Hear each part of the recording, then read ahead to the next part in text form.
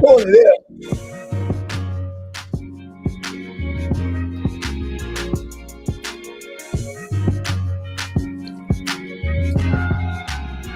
We won tonight.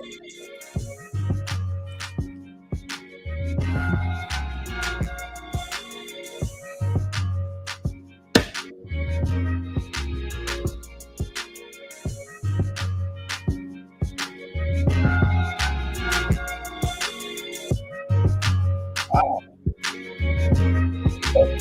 10, 11, already.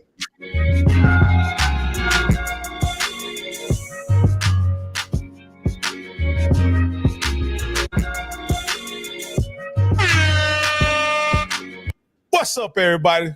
It's your boy Rocky, along with the Rattler himself, Steve Campbell, and our featured host of the evening, each and every Tuesday, my man, Coach Johnny Cole. I want to thank everybody for tuning in to the HBCU Coaches Corner on this Tuesday. Again, guys, we have men with very busy schedules. This is much of a hobby. It's a passion for all of us, but it is a hobby. And so a lot of times we don't get to have pre-production meetings. So we have our pre-production meeting on the fly just before we log on. And so it ran a little long, and I want to apologize. Charge it to our heads, not our hearts. We want to be timely. And I'll tell you this, Coach Cole and Coach Campbell are sticklers for time. It's because of me that we are late. So I apologize for that, guys. But with no further ado, before we get started, I want to ask, Coach Cole, how you doing? Man, I'm great, Coach. As always, man, Tuesday night is some of the best feeling I've had and you know, have an opportunity to represent HBCU schools, HBCU coaches, the past and the present, and also the future of our athletic programs in HBCU schools. And what about you, Mr. Campbell? You guys, your Rattlers finished up their season this week. Y'all got another victory. I know your expectations were that you guys would be playing this upcoming weekend. That's not the case, but how's it going? How you doing, man? How you coping with not being in the big game? No, man. I'm gonna say this. You know what I like about all this? You know, and everybody got various shows, and I heard 3 weeks ago, oh, FAMU's in shambles, and the coach done lost the team, and FAMU's this, and then you know what? We win 2 games. I ain't heard nothing else. Where them people at, man? You know, we ain't in shambles no more. You know, the coach, I guess, got the team back. You know what I mean? So it's just amazing, man. You just got to play the game. Started another streak. You know, hey, man, listen, y'all, we got to start another one. You know what I mean? We kept one going with the Florida Classic, and, hey, man, we got one down, and now we got 24 more to go to break this streak. So, so my thing is, I'm glad. But, I'm going to say something real quick, man, real quick. Hey, man, shout out to my SU nephews, man, that's in the building, man. Them boys is, been around for years and things like that. And, they came to support their own. They going to keep me straight now, Coach. Now, we got some SU folks. These boys are diehard. They're youngsters, but they know their SU business because they let me know who the starting quarterback was, because I was going to go with T-Set. I see my niece Paris in the house. She going to keep us straight about Jack State, and stuff like that. I see one of my J-Town folks. So, man, I'm just having my folks in here, man. This is family tonight. Well, make sure they call in so I can give them. I don't want them going down there with high expectations. At least I want them to go down there with some numbers on really reality of their chances of winning the championship. So make sure you guys call in, ask the questions of what you want and where you want to be. And on any given Saturday, somebody can beat somebody. Hey, Coach, because I was late, I'm going to take a shot, Coach. I'm going to take a shot because, and those of y'all who don't know what this is, y'all tell me what this is. And if y'all know what this is, y'all can take a shot too. I'll give y'all a minute to figure out what this is. Y'all know what this is? If you don't know what this is, you need to get you some. Well, Rocky, we know you big time. No. I ain't big time. That's that. Hey, look, the bottle look important. No, you know what that is? Anybody who knows, That's Sir Davis. That Beyonce stuff. That's Sir Davis. That's Beyonce's line of whiskey, and it is absolutely fantastic. Your boy, look, I'm up on it. That's Sir Davis. All right, Coach. Hey, they said wait, that wait, hold on. I got. Wait a minute. Hold on. Wait. We talk. Wait, hold on. Wait, Coach. Wait, Coach. One quick thing. Thing. Rocky, I need you to email that AD from Alabama State because he owed me a bottle of liquor. He owed me a bottle of liquor. He was doing all that big talk. I thought you went up in the. She was up in the box, so I thought you went up there and addressed that. We couldn't find him. All my regular Alabama State people was asking me what thick 36 was, where the Escalator parked there, but I could not find the Alabama State AD. Hey, man, I need my bottle because my boys, my nephews from Southern are coming in town. My nephews and nieces from Jack State coming in town. We're going to drink on that Alabama State bottle because both Jack State and FAMU beat your behinds. Hey, Coach, we'll all be in Atlanta next week. I need that bottle, man. I got my nephews from Southern coming in. I got my niece and nephew from Jack State. We're going to drink on that Alabama State bottle. That's right. And Perry pulled out the apple crown. She went straight black folk on it. She pulled out the apple crown. You know what? Paris, I'm gonna make sure I got a bottle just for you. You let me know when you get in town. I'm gonna have that bottle. I'm just gonna pull it to the side, hand out the Escalade. I'm gonna keep rolling with thick 36. Get it straight. I got you. All right, man. We all need to show up next week, man, for the classic game. You know, we got to support HBCU football. All right, Coach. Already in the building. All right, we gonna.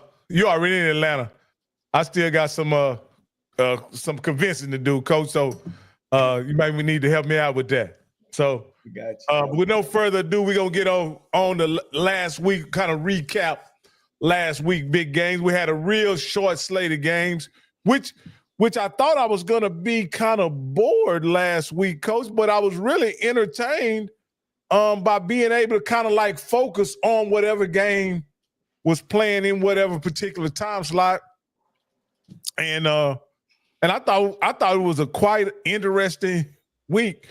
FAMU looked a little different in my opinion in this game, meaning that they flexed their muscle in the running game like I hadn't seen them do all season.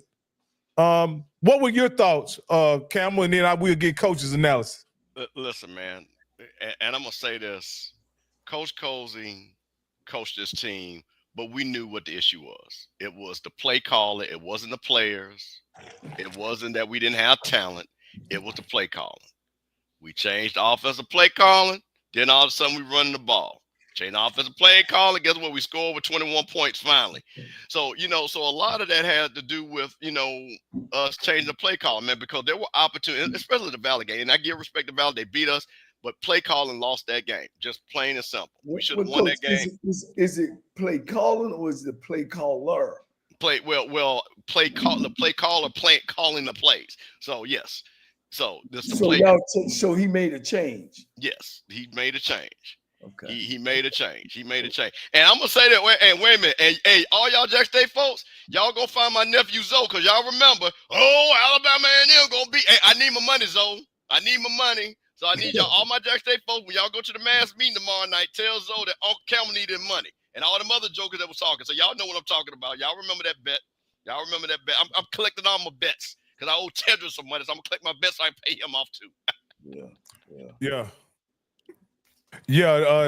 Coach Campbell, anything you want to add to that? Well, listen, one other thing too, man. I'm proud that our defense stood up. Because, again, Paris was teasing us. She said that, Zoe said Alabama A&M was going to beat us. That was the first bet. But back in Paris, my niece said England was going to run for 200 yards on us. He only had 75 yards rushing. So, man, I mean, it was just the focus. And I'm just telling you something. This is a very important game, Coach. And honestly, because as they say, a lot of time people say, well, you don't have anything to play for at the end of the year. And this is a game that we usually don't play during Thanksgiving weekend. A lot of the kids are ready to go home, but I'm really excited that both the defense and offense were focused and came in there to understand this was a very important game for Florida A&M University to make sure they did not go out on losing streak and also know to go on the offensive because they had lost this game It would have been so many more questions, so many more things. The portal would have been jumping out of crazy. You would have had people doing 9-hour shows talking about picking up trash and doing things like that, how bad FAMU is. But you know what? Honestly, the defense and the whole team came together. Yeah. Okay. I think it was exactly what you said. It was important for them to win this football game. Unfortunately, I'm still not sold. Again, family, you got to go reload. Coach Cozy's going to have to make some real big decisions on this offseason because he knows. See, and that's the difference, Bishop, and than being in the MEAC as a coach and in the SWAC. You got to score in the SWAC, coach. You got to score. You got to score. Them 17, 20, 23, 24. That's MEAC. MEAC is a power run conference. But in the SWAC, you got to be able to toss it around a little bit. Of course, you got to have some good running game. And you got to score. So, like you say, I think it was big. Anytime you win 7 games in a season, that's big. First year, 7 games. I know, the bar was set high for him. But like you said, I think Coach Cozy did a great job of circling the wagons and get those kids ready to play because they could have just laid down. On the other hand, Alabama A&M do what Alabama A&M do. They score and they give up points. I think that has ran short for Alabama A&M. I had an opportunity to talk to Coach Maynard, the week before because I called the game. And, he was pretty excited about playing against Valley and looking forward to the game. So he was in good shape. I kind of had some talks with his staff. They kind of felt like they were going to get past. The president kind of made a mandate to say, hey, guys, look, I ain't going to never fire you for winning and losing unless you lose it to the schools that don't have what we have, as your UAPBs, your Mississippi Valleys. But unfortunately, I think they kind of wore on A&M that hey, guys, and me and Rocky said all the time, man, it's about championships. You know what I mean? And Maynard been right there. He been right there every year. And right, that's like the boy who kept calling Wolf, and then all of a sudden when the Wolf showed up, nobody was there. You've been right there. We need a championship. So unfortunately, I think I think they're gonna pay him his last year. Unfortunately for the assistant coaches, you got to pack your bags and move on. So that was a big win for Florida A&M and for Coach Cozy. Not so well for Coach Maynard and his coaching staff. Yeah. Now we'll move on to the next game.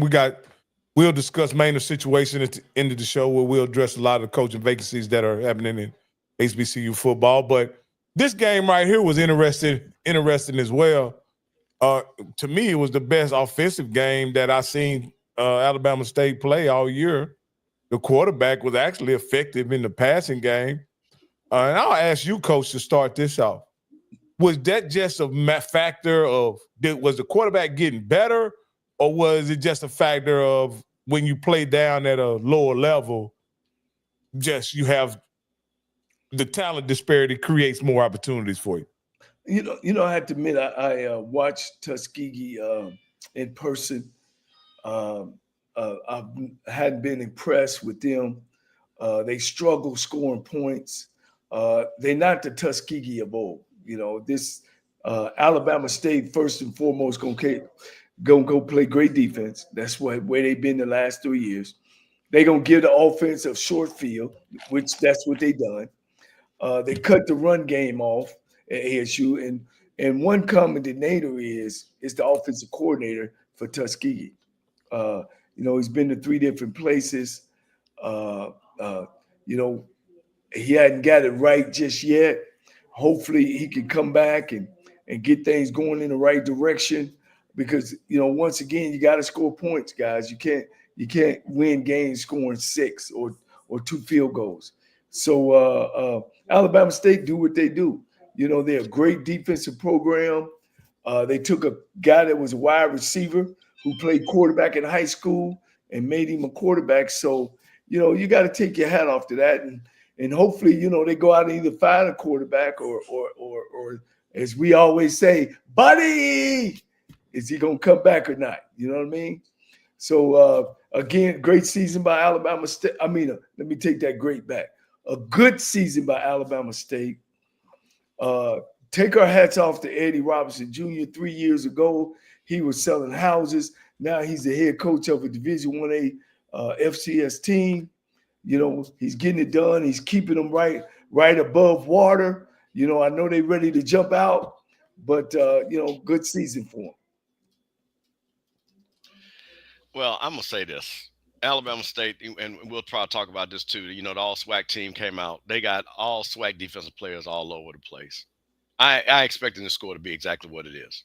And anything above or less than that would have been a disappointment to Alabama State. The thing about this is, Coach knows this is a rivalry game, but it's more in name now. It's not so much as a matchup because of the heavyweight, classes, as they say, the fight weight classes and stuff like that. So, I expected Alabama State to do this, to be honest with you, and things like that. They played Jackson State hard. They played us hard. They played to the level of their competition. So again, 34-6. What did you expect? Tuskegee, like I said, they're not on Alabama State level, and Alabama State made they made sure they were going to win this game. So for them, they won the Magic State Classic. They beat Tuskegee. For the Alabama State, that's a successful season for those guys. Right. Okay. Right. Okay, Coach. We'll go to the next one. This was a game I watched just about every play of this game. I'll just give my analysis of it up front, Coach. And I'll address Grambling first, Coach. Coach, I don't know that I've seen a more putrid offensive performance since I've been watching HBCU football. Being that Miles Crawley was the preseason offensive player of the year, and for this to be the performance that they put up in the final game of the season, right? I don't know the stats off the top of my head, but I know it was less than 100 yards rushing and less than 100 yards passing, Coach. Like, this was a putrid display offensively. Shout out to the Grambling defense and also their special teams, which tried to keep them in the game all game long from the very start. But again, they just weren't able to do so because of the offensive play. I thought Southern, in my opinion, looked like they've looked all season long. They benefited from some lackluster offensive play from their opponent. They were able to capitalize on a few things in the passing game, and then they got timely runs by Kendrick Grimes at the end of the game to kind of close it out. Also, kind of like the Alcorn game, in a sense, he was able to close the game out in the running game the same way. So, like I say, I can't say that I was impressed by either team. And for a team going into a SWAC championship game with Jackson State, they didn't give me any hope that this game would be close, that the championship game would be close or competitive. And I'll let you guys go from here. Go ahead, Bishop. Well, here was the thing. This is one of the games I had to unfortunately watch on my phone because I was lucky enough to take my mother to New York, and I was in and out. But the one thing about it, I'm gonna tell you something that what I like what Southern did. They got that freshman playing time because they know what's coming up. So, like Coach said, you're talking about the balance of the offense. Like I said, I think Woods threw for a little bit under 200 yards, 188 yards, 1 touchdown, 1 interception. Rhymes had 110 yards rushing. So, Southern, the one thing I got to give Southern credit, they know who they are, and they have not deviated from who they are the whole year. And, a lot of people talk about, hey, where they won games and, overtime games. But the bottom line is they've only lost one conference game. They are 8-4. They are who their record is. And that bodes well for them, going into next week. So, Grambling is my most disappointed team. I was really high on Grambling. I thought Miles Crawley was going to have a breakout year. And they just, after that Jackson State win, it was like I don't know what happened after that. They lost I think 2 close games. They lost to Prairie View, lost another close game. And then, just the wheels fell off. And then they come to the end of the year against their biggest rival. And I just didn't see the fight, that G-Man fight. And, then, of course, we're starting to hear reports about, coaching and things like that. And I'm always disappointed when I start hearing stuff like that, because I have so much respect for all these men. But that Grambling G, again, they are known for discipline. They're known for tough-nosed football and not making mistakes. And I'm sorry, they just didn't represent the G this year. Is it on me now, Coach? Yes, it is. I think it's always on you, Coach. First of all, I take my hat off to Terrence Graves.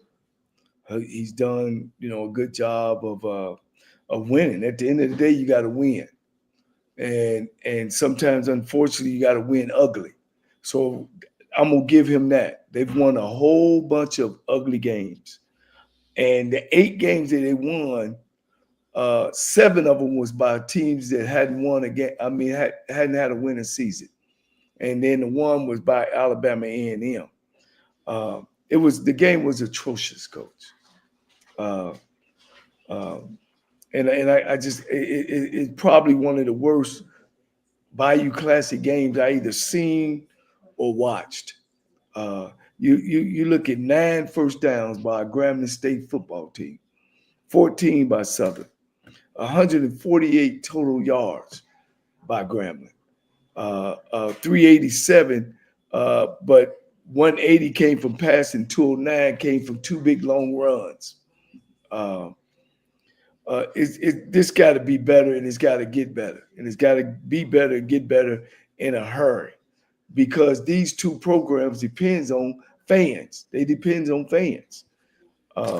In one aspect, Southern about to play in the championship, which is great. Again, I say I take my hat off to Terrence Graves and how he has made choices and options, not options, but make the right decisions on what they're doing in all these close games.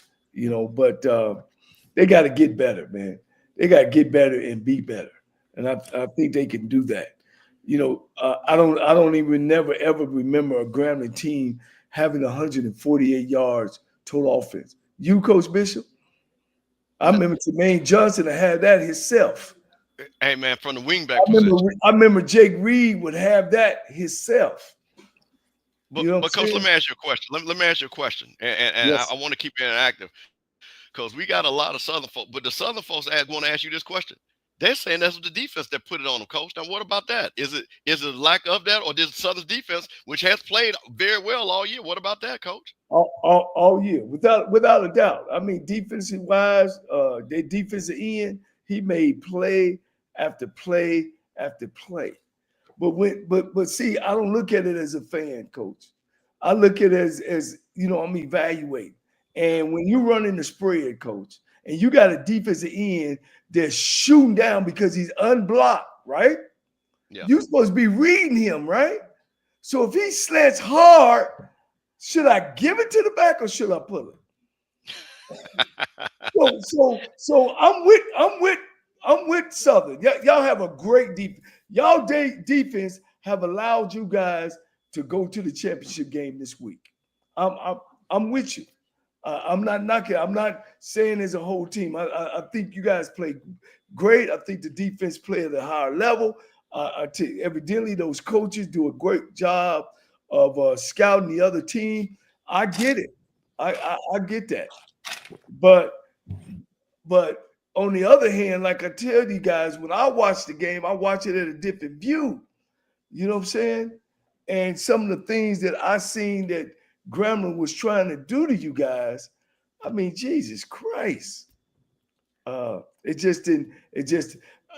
Miles Crowley, guys, was the #1 quarterback pick. I know he was hurt. I'm going to give him that. He came in with so you got to protect him. So plays you got to call is be able to do what? Get the ball out of his hand. Not put him in situations where he got to hold the ball.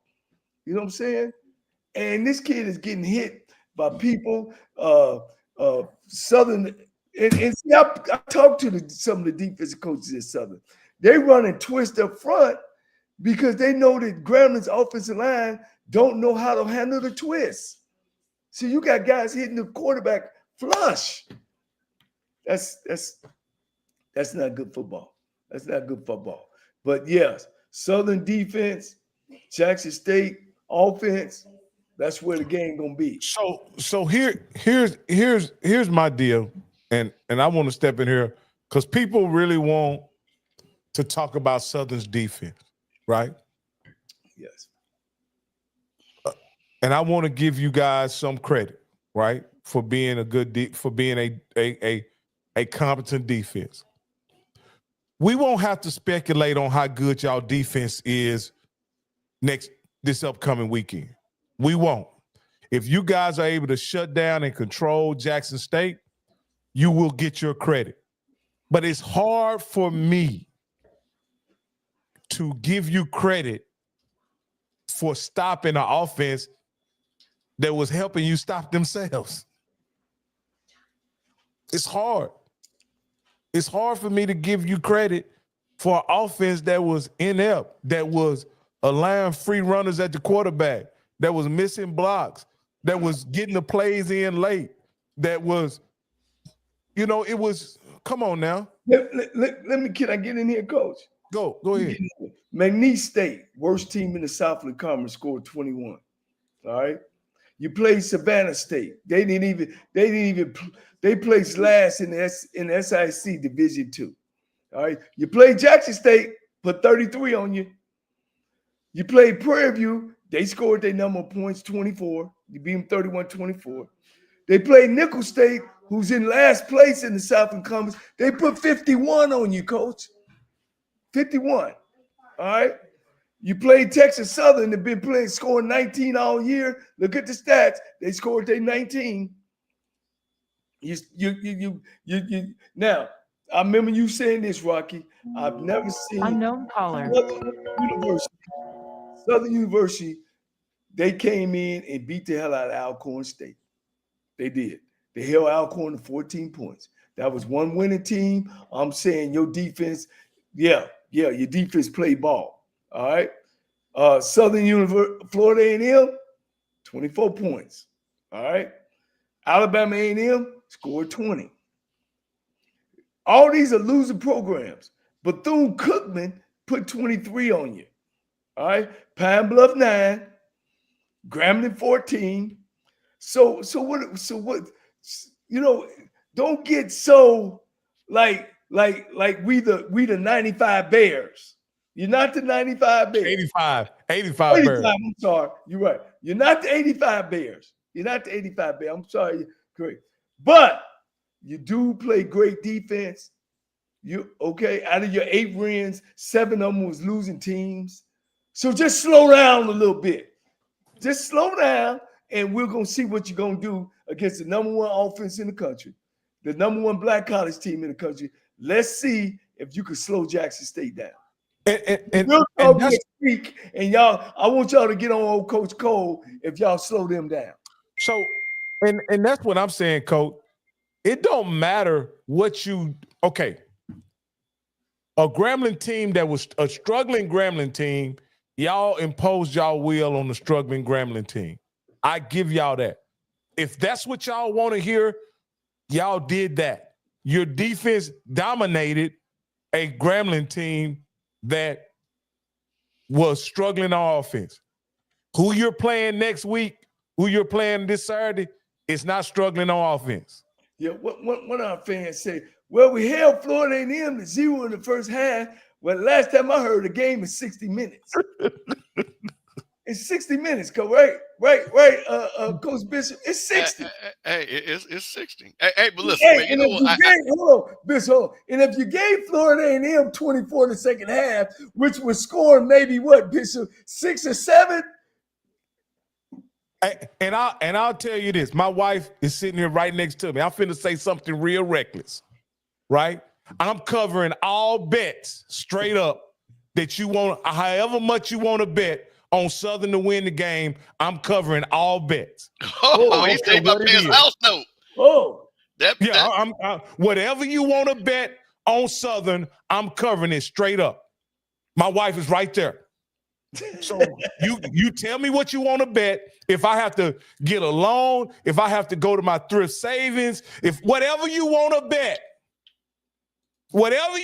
bet on Southern to win the game, we can solidify it right here. We got. I got. Listen. All right, now Amari listen. Walker. I got 100. I got 100 from Amari Walker. You better make sure you get all that. So listen, I'm gonna say something. I got 100. I'm covering all of it. Something. Now listen. 100 on Teldrick. Okay. Listen. They're not scared to bet you, but I'm gonna say this now. Even though I had to look up, I wanted to look up. We're gonna talk about this. The championships and things like that. But the Southern, I'm gonna tell you what the Southern people are gonna say. They played Jackson State 3 times in the championship. They beat them twice. They said they're not scared. They said they coming prepared. They said they threw for almost 400 yards on Jackson State when they played them last time. They said they almost threw for 400 yards. That's what the Southern people gonna say. They said the defense is playing better than when they played Jackson State. They say they have come into the vet and won big game. That's what the Southern people are saying. Now, that's the text I've got. Now I'm from Jackson. I'm gonna say something a little bit different. But I gotta give a little bit back. I'm gonna put a little Columbia blue on somewhere behind me for my Southern folks. So Southern people. I put my phone number in there. Text me, and I'm gonna call you and solidify the bet. Whatever. Just text me the amount and bet. That's all I need to hear, and we good. Now, listen, I want all you all. Hey, listen, if y'all make this. Since y'all believe in Southern, they the 85 Bears and the 91 Redskins and the 1992 Dallas Cowboys. If y'all believe all that, put your money where your mouth is. Hey, listen, I want you. Hey, listen. Now I'm gonna say something. JSU Tiger just entered the chat, and I was about to bring this up. 4, if I have not scored in the second half. Hey, listen, that Jackson State defense, and this is what I'm gonna say to Southern. And you're playing a freshman, a true freshman, that's coming to the vet. Probably be, I don't know what the weather's going to be like. I haven't checked. I don't think it's going to be no 45, 50,000 people at this game. I think this game going to be about 30, 35,000. Woo! I heard it's going to be more than that, Coach. Yeah, I don't know about that. I just ain't heard the energy. Well, I hope it is. 35. I don't think it's going to be no 45, 50,000 in there. I just don't. Because they haven't done it all year. They just haven't had the energy like that. There's no disrespect. I just don't think Southern's going to bring all those people up there either. I don't think Southern's going to bring all those people. But what I'm saying is it's going to be a big crowd. This kid has never seen this. And I think, honestly, to the credit of Jackson State and that coaching staff, hey, man, they on a mission. And I've seen and just watched, and like I said, they've been handling their business. They ain't have guys all on social media bop, and running their mouths and stuff like that. They kept that thing tight. And I think they understand what's at hand, because I'm going to say this again. Jackson State has only won 10 games in their history. This would be the 3rd or 4th time. If they get to 12, will be the most all time. If they win, and I'm going to say this as a Jacksonian, as a Jackson State fan, if they win the Celebration Bowl, that will be the biggest win in Jackson State here. They have never won a playoff game, and they have not won a Celebration Bowl. So TC Taylor will be making history that no other coach has done. W.C. Gordon never won a playoff game. Deion didn't win a Celebration Bowl. And I think they understand all that. So I don't think they're going to let Southern get in their way. But I think Southern, again, I think they have acquired confidence on defense, but I just don't know about a freshman quarterback. Coach, let me say this. TC Taylor has matured as a head football coach. I think he's always been a great play caller with great defense. They've been shutting people out all year. They've been scoring points all year. They play as a unit. When I went back, I looked at all the numbers: kickoff, field goal. It ain't even no comparison with Southern. And I know you got to play the game. I know, and I know on any given Saturday or any given Sunday, well, that's what's going to have to happen for Southern to win this game. It's going to have to be the football gods, and it can't happen because I think if Coach Graves can keep the game close, he going to make the right decisions. But damn it, I don't see it being close. Honestly, this is what I believe. I believe that Jackson State is in a game where they can go to their third string quarterback and still be the favorite to win this game. Yeah. Like, that's how, and think about it. Jackson State could lose their first two quarterbacks, go to their third quarterback, and still be the favorite to win this game. Like I say, on paper, this is not a matchup that shows that it will be competitive in any way. We'll see. And again, I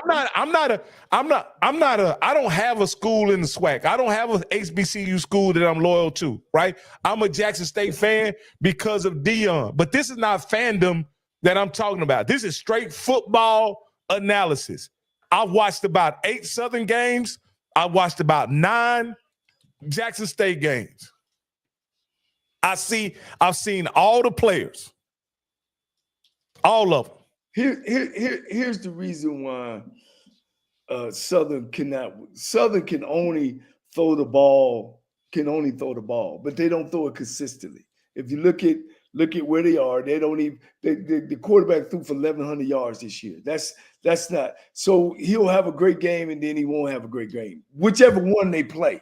Let me start by saying that Dylan is a 752 yards rushing, but they're not up in there. So if you divide 11 past 7, then what is that? 76 yards a game rushing.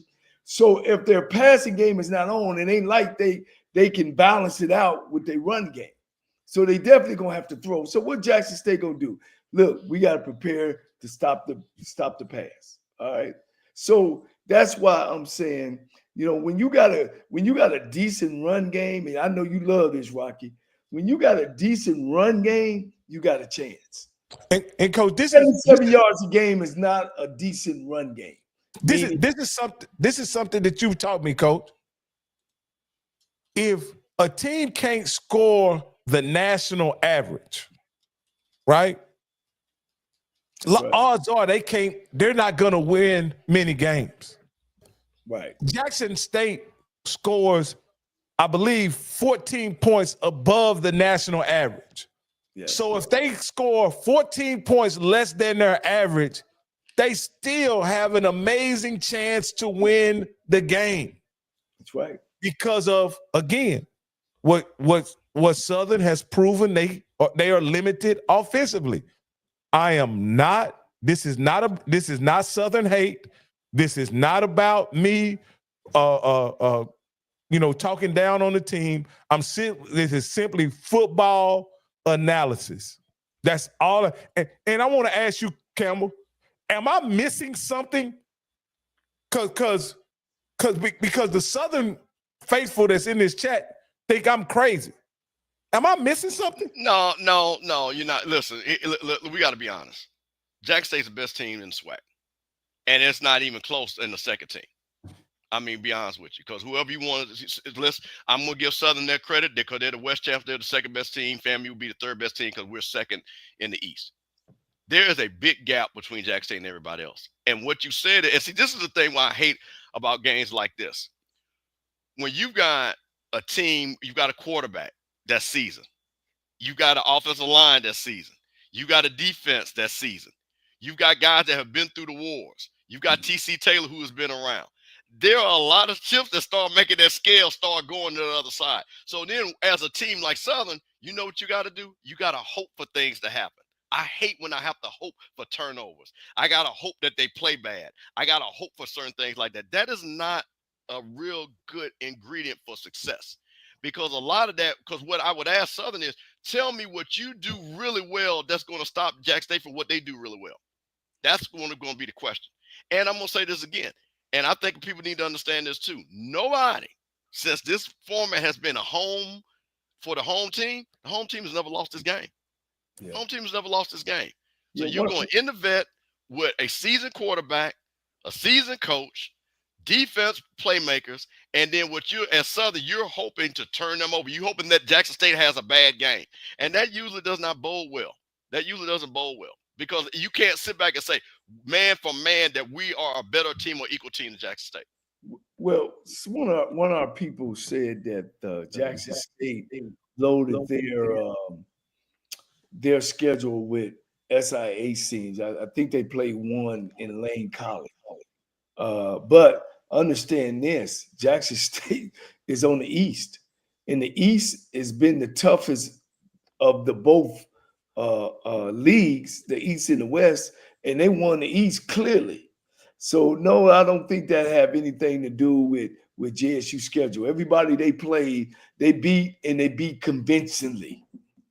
Let's make sure. And then the other question was I read is that will McNair have will he have something to do with? Well, McNair been there, on the offensive side of the ball. So, and that's the side of the ball they struggle. So, maybe, just maybe he can put some things together or help him put some things together for this game. Because it all come down to this game. Coach, let me ask you this, because you've had a lot of experience coaching, and I want to bring you this. Have you ever seen a team that goes to their third quarterback not because of injury and they have a high-powered or an efficient offense? Never in my career have a team went to their third quarterback unless it was for injury purposes. And that's what happened to us at Tennessee State in the playoff game. We had to go to our third quarterback, which was a true freshman, never took a snap. And that's what happened. And of course, that was the game too. We ended up losing, I think, 14-7. Something like it was a close game because he couldn't get nothing going. I don't understand this quarterback rotation now that people are going to. You know what I'm saying? I don't believe in it. I know I ain't been on the sideline, but even if I was on the sideline, that could never happen because either you allowing these kids to make mistakes or you coaching it that way. And I just feel that way. I'm not putting nothing down on nobody, but I feel that way. There's no way that you rotating through three quarterbacks in one game consistently, every other game or every game. I don't believe in that. I played quarterback, so I'm talking from taking snaps and from the gun. I was in the gun during my days, believe it or not, and I just don't believe in that. So if these guys are making that many mistakes, sometimes you got to look at yourself in the mirror, like Michael Jackson would say, it's the man in the mirror. Well, let me ask you this, Campbell, because I'm gonna ask you this, and then Coach, you, if you want to answer. Do you think Southern's offensive staff will come into this game with pressure to put up points?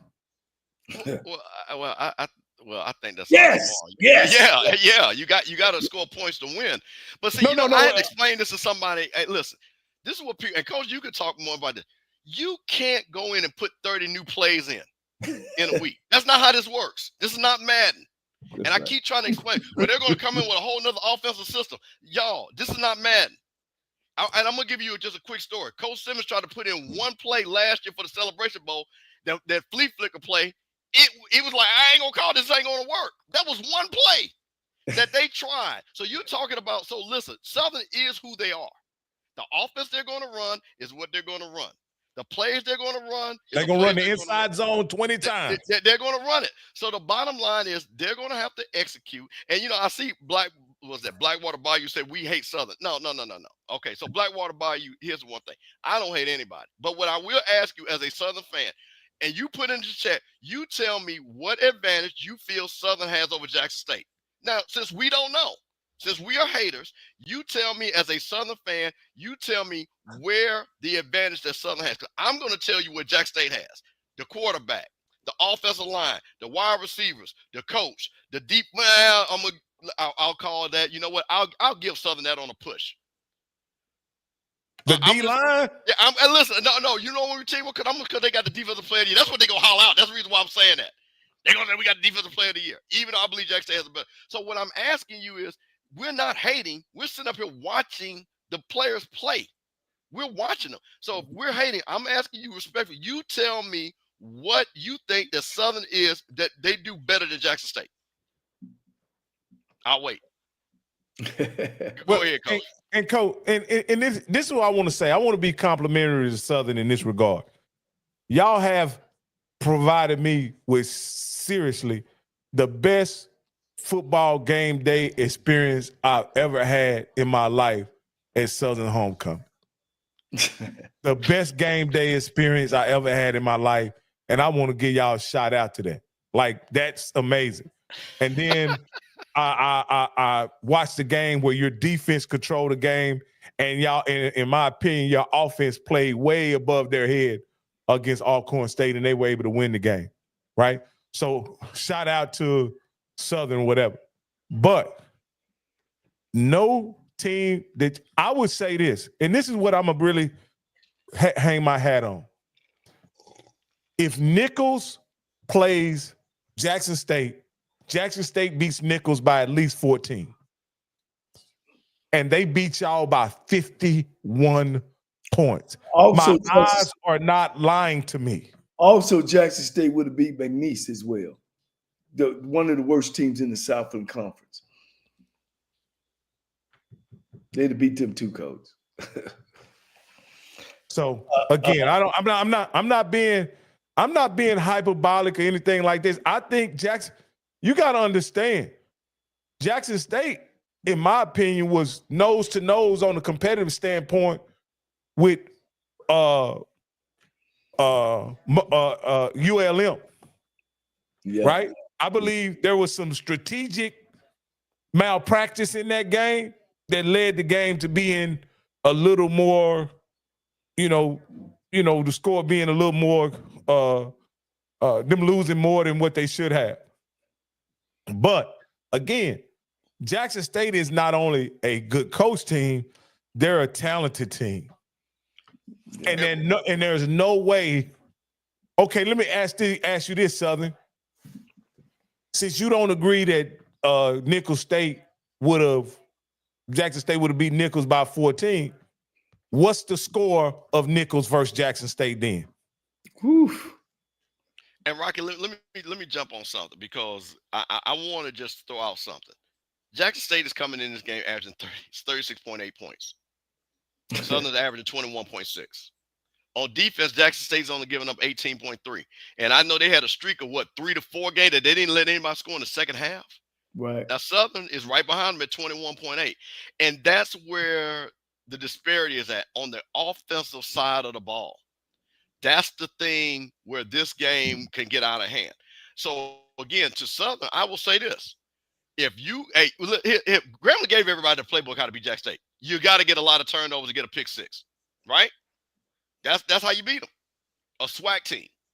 So if you need to go watch that tape. And you got to convince them to play 2 quarterbacks. There you go. So there you go, which I don't think is definitely going to happen. I think TCU understood that after that game, that Jacoby Morgan's the game manager of the year. Let's play him. That's so there you go. So the bottom line is.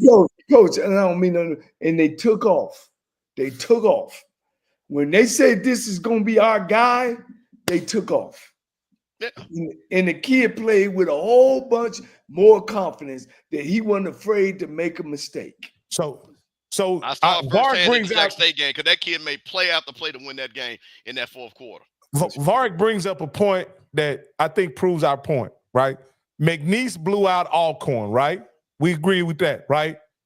But was the Jackson State Alcorn game a 3-point game, a 2-point game, a 1-point game? No. It was a 38-point game. So I consider that a blowout too, right? Shit, that is a blowout. So McNeese blew out Alcorn, and Jackson State blew out Alcorn. So I'm saying this, guys. And again, I'm just saying this on paper. And I know the game is going to be played at the Vet this Saturday. So it won't be played on paper, and nothing we say tonight will make any impact on the game that'll be played this Saturday. What I'm saying is, on paper, even though Southern is 7-1 in conference, 8-4 overall, on paper, it's not even close. You know what this remind me of, and you appreciate this, Bishop. This remind me of is when Prairie View took their ass down there to Florida A&M, thinking that it would be different, and it wasn't no different. I just don't think it's going to be a different. I watched the whole Bayou Classic, and I did it on purpose so I can get a feel of Southern and what they do, and they do play some defense. They got some kids that make some plays, but I like what TC Taylor do. You know, I played against a kid that played at Alabama A&M, guys. We were just talking about it. He played defensive end. Y'all remember who I'm talking about? I get his name. He went on to the pros. He played defensive end for Alabama A&M. He was a monster. Mathis. And if you know something about SWAC football, Mathis was an undersized guy that went to the NFL and was a bitch, coach. He was a problem. He was a whole problem. Coach, I ran Eddie around him, underneath him. Everything that he was good at, coach, we ran right at him. If he got upfield, we shuffled underneath him. If he slanted hard down, coach, we faked the ball and pitched it on the outside. He didn't know his elbow from his asshole, and he'll tell you that today. And I know Southern got some defensive ends. Them must come down. They can play, coach. They got some linebackers that can play. They got the secondary.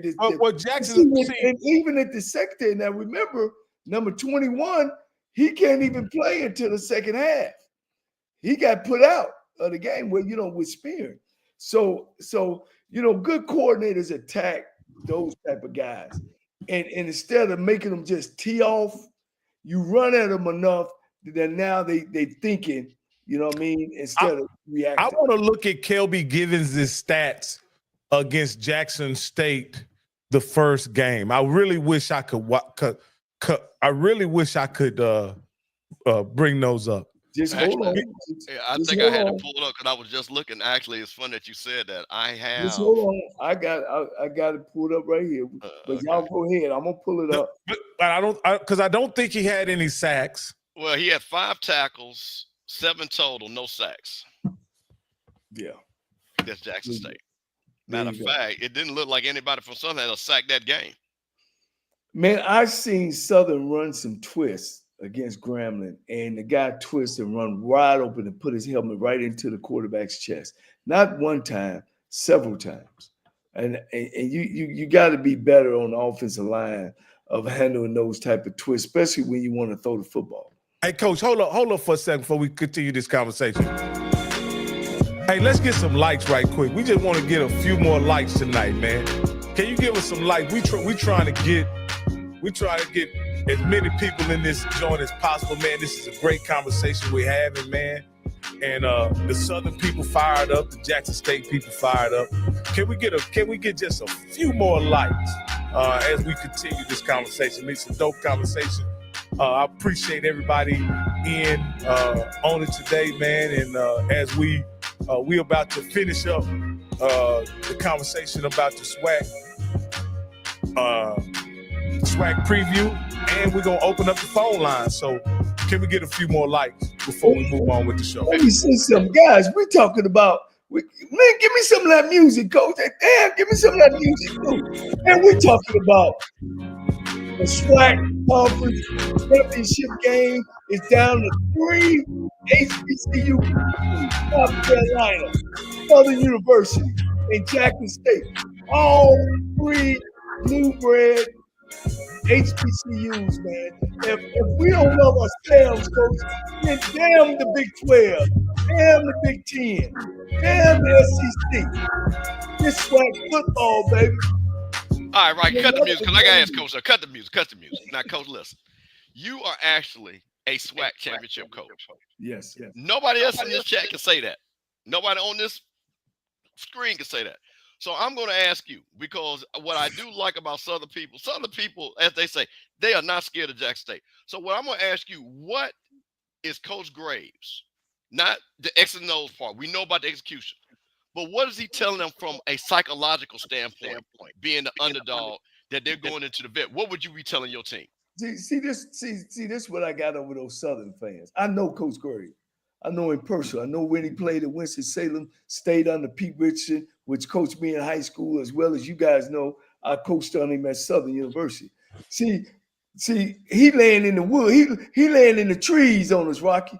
He know, yeah, let Cole say this. Let Rocky say, let the coach's corner. Yeah, he gonna use all this. You know what I mean? He gonna use it all, coach. And he gonna say, they ain't giving us a chance. We baby blue and gold, baby. We Southern University. We run this South. We just got to play with our eyes and feet. We got to make the big plays. Everybody got to do their job. And guess what, baby? We going to shock the world. It's us against the world. So I know he going to build off of this. You know what I mean? And he might even show some of his players. You know what I mean? And then I know the D-line coach guy, Chris Scott, worked for me at Tennessee State. He played linebacker for Southern, D-line coach. Because they're gonna use these things, you know. And that's what I would be saying, guys. We gotta slow them down. We can't make no mistakes. And nobody expect us to win this game but us. So when we walk up there in Memorial Stadium, don't look around, just look at each other. We gotta block, tackle, and run. Coach, all that sounds good, Coach. That sounds amazing, and I know they're gonna be fired up and ready to go. But what are they gonna do when Irv Mulligan, Jacoby Morgan, True Thompson, all those guys run out that tunnel on the vet? Does any of that matter once those guys run out that tunnel? Well, Coach, you know, hey, I'm putting my 11, you put your 11, and on any given Saturday, Coach, you know, things can happen. Things can happen, and that's the plus of Southerns. If the game is close, count on Southern. If the game is close, I can't even. Coach, let me. You know the reason why I can't. And I got correct. They say he's a redshirt freshman. I was looking at it. They say it was a freshman, so they have it listed wrong. You telling me that if the game is okay, when we say close, does that mean Southern's up by 3 or down by 3? Up. Okay, so we're going into the fourth quarter. So okay, so I live this horror in the vet. We're up. 5 minutes left, Coach. The boom is quiet. Zoe ain't rocking him and kid. I ain't even see him. I said, Coach, we gonna win this game. I looked him up. It was all 8 of us, all 8 FAMU people. We gonna win this game, Coach. And that True Thompson knocked Daniel Richards' goddamn head off. And the boom started booming. And Zoe started running his mouth again. And Kid Clark turned that hat. And bro, that doggone Vick got rocking, Coach. I'm trying to tell you, 3 ain't enough. We had a quarterback that had started 45 games. And it wasn't enough. So I'm just telling you, a freshman in the vet against Southern with another band playing. I'm just trying to tell you, Coach. You know what? You better say the Sonic Boom. Don't be talking about no other band playing. That's no. I'm talking about Southern's band. You know, I'm saying other band. You know, with another band, we weren't there. So I'm just saying the environment is just going to be different. And that was Daniel Richardson's worst moment in the SWAC that I saw. Yeah. Okay. Yeah. Well. Yeah. Maybe that quarter. Those last 5 minutes. Yeah. But I'm just telling you, with a seasoned quarterback, and those kids made a play, and all I'm saying is, and I'm just thinking, Coach, and now just go back, Coach. What do you have a freshman, redshirt freshman? Just call him freshman. We ain't gonna get into the semantics. How do you get him? And he's looking around, and it's loud. The boom is booming. You got all these pom-pom away. What do you tell a freshman into that point when he comes out like Daniel Richardson did, and you say, you're Coach Great, we got to get a drive here to win this? What plays are you what are you trying to give him to be successful? Well, one thing I think I told him to focus on one play at a time. You know, have a short memory. Our game plans got to be around what he can do best. You know, we're not going to create nothing. We're not putting in 12 different plays. Now, the only thing with me, and I don't know with other defensive coordinators, but I know I'm kind of rare because, Coach, I have a whole bunch of Chinese touchdown trick plays that I've been working on since we showed up at camp. So we run them, just like their regular plays every day for 3-4 months. That we run these plays every day, the last 5 minutes of the game. That means everybody knows who's in the game. Everybody knows what's to play, the integral parts, the little things that happen. So I'm always got about 10, 11, 12 of those guys. Throw back to the quarterback, toss back, reverse, triple reverse, double reverse pass, halfback pass, toss back. I got a whole bunch of those. Old lonely cat come over like you running off the field and then run down the field. Coach, I got a whole bunch of them that I work every day to keep teams off balance, Coach. You know what I mean? So that would help you well. And make sure that he does and call the plays that he does best. And you decide, what's my best options of winning this game? Is it offense or defense? So that means what? I'm gonna make Jackson State, travel long, make sure we play field position, and make sure I don't put my freshman quarterback in those bad situations. Rocky, do me a favor. Pull up any one of these comments from these Southern people saying he played in front of 60,000. Any one of them, because I want to address this. Okay, so okay, just right. Okay, Southern people, are you telling me that the Bayou Classic that you all were favored in a controlled dome where people really were not into the game, where there was nothing on the line because you knew you were going, and comparing that to the vet that's going to have more Jackson State people, and the weather is going to be okay, and you're telling me that it's going to be the same environment? Come on, Southern people. Now y'all know that's not the same. You're talking about a championship game in that game. He threw 17 passes. I just can't believe that they're trying to compare. And I understand the amount of people. I'm talking about the environment and the pressure. He threw 17 passes in a game that they were leading most of the game. Thank you. And the reason why I use our game, because if you were in that stadium, FAMU, you could feel the pressure of that game. You could feel it. You saw all those Jackson State people.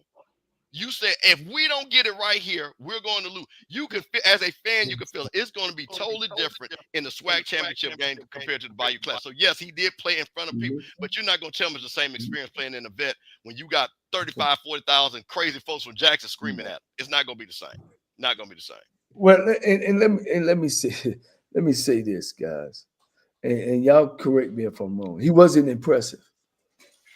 The kid that caught the touchdown to go up to 24, he caught a backhand circus catch. Right or wrong? You're correct. You're correct. He caught a circus catch. I didn't believe he had it. But before that, it wasn't like he was throwing darts. It wasn't like he was boom, boom, boom, boom, let's go down the football field. And he played against a real bad Grambling offense that really he had possession. He had field possession. He didn't take the team 10, 20, 80 yards, 90 yards for scores. I will simply ask this question to the people at Southern, right? You guys put up 24 points when you guys rushed for 209 yards. Y'all will not run for 209 yards on Saturday. So how many points will you guys put up, maybe putting up 125 yards rushing? And that's still, that ain't bad. But I'm just saying, they put up 24 points against Let me give them their chance, Coach. Here's you guys' chance. Is that Jackson State turns the ball over. Is that I've said it before and I say it now, but I don't doubt it because I've said also that Coach Taylor has matured as a head coach because I could say that. Y'all can't say that. I could say that. And he believe in winning instead of stats. That you hope that they turn the ball over and give Southern short fields. Because I don't have enough confidence in Southern's offense that they can drive the ball 80 yards and score on a consistently basis. So that's my take on that. It's tough. Listen, and like I say, and Southern people, you're supposed to do exactly what you're doing. So first of all, I'm not going to disrespect that you believe your team's gonna win. I said the same thing about FAMU. Ain't nobody gonna get me off my mark, so I'm not gonna sweat y'all about getting you off your mark, honestly. But what I'm asking you all an honest question. When you're looking at the game, where do you see your as somebody? I think I heard Zoe say your path to victory. Him and Perry were talking about paths and roads and everything. What is your path? Because I would like to know, because I have watched Southern play. FAMU actually played Southern. FAMU actually played Jackson. So I can sit back as a fan and as a person that watches these games to say I got a pretty good taste of what I think to beat Jackson State, and I know what it took to beat Southern because we beat Southern. So what I'm saying to Southern people is, to me, if you're going to beat them, I think you're going to have to. Hey, I don't think you're going to run the ball on Jackson State like that. I think you're going to have to pass the ball, Coach. Yeah, no, ain't no question, Coach. Ain't no question. Well, maybe okay. Let's say this. Let's be optimistic here. Maybe they figuring out that they can deliver the same kind of defensive performance that Alabama State delivered a couple weeks ago. Is that possible? You're asking me now. Guys, here's the other thing I'm speaking from too. I know the personnel of Southern's defense. I know the personnel, and some of the personnel have, to me, is questionable, especially in the defensive line. But here's what I want to ask our people who watch it. And I'm kind of selfish because I like seeing good football games. I think Jackson State is the best representative of the SWAC. I get against South Carolina State, who I think is the best other black college team. I think the Celebration Bowl should be played against South Carolina State and Jackson State. So I like my fans that who they think is the best two black football programs in the country right now. Not yesterday, not tomorrow. Take your heart out of it. The two best black college football teams right now, and the way they playing, is Jackson State and South Carolina State. They've been consistent all year. Coach, that's a great segue into this game that I saw this past weekend.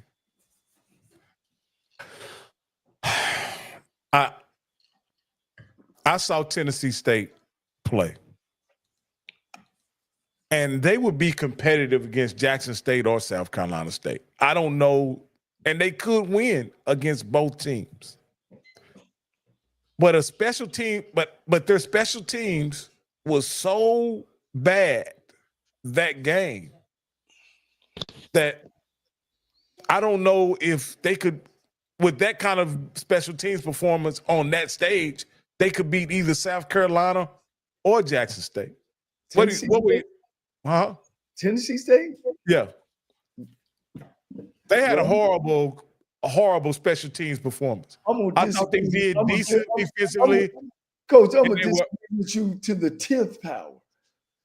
Tennessee State cannot hang with neither Jackson State to me nor South Carolina State. It ain't even a question to me. Okay. That was just my input, but go ahead. We all entitled to our own opinion. I don't think they play the schedule that these teams play. I think the Ohio Valley Conference in the Big South is down. I think this NIL and all this has hurt the Big South and OVC Conference. I just don't see it. It's nothing about Tennessee State that has impressed me. And like I said, they're not the Tennessee State of old, where they playing the Florida A&Ms, the Jackson States, the big time schools in our conference.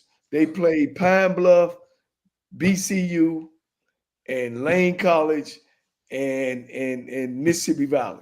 And if you put all those teams together in the last 5 years, they ain't won damn near 2 games.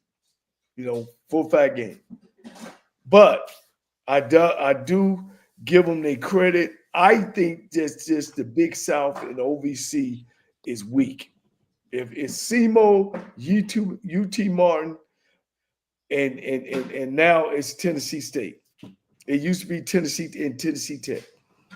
So I do give them, Rocky, that they left the bottom and they have moved up. But I don't think they can handle no South Carolina State and no Jackson State and no North Carolina A&T. I don't see it. That's just my. Yeah, never say we can't say North Carolina A&T. Did I say A&T? Yeah, because Trey Oliver is going to Hey, have a speed dial. That's what we say indicate. Yeah, so just let you know, because Trey Oliver going to call us all about that.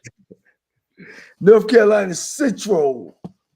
Yeah. It was just my analysis.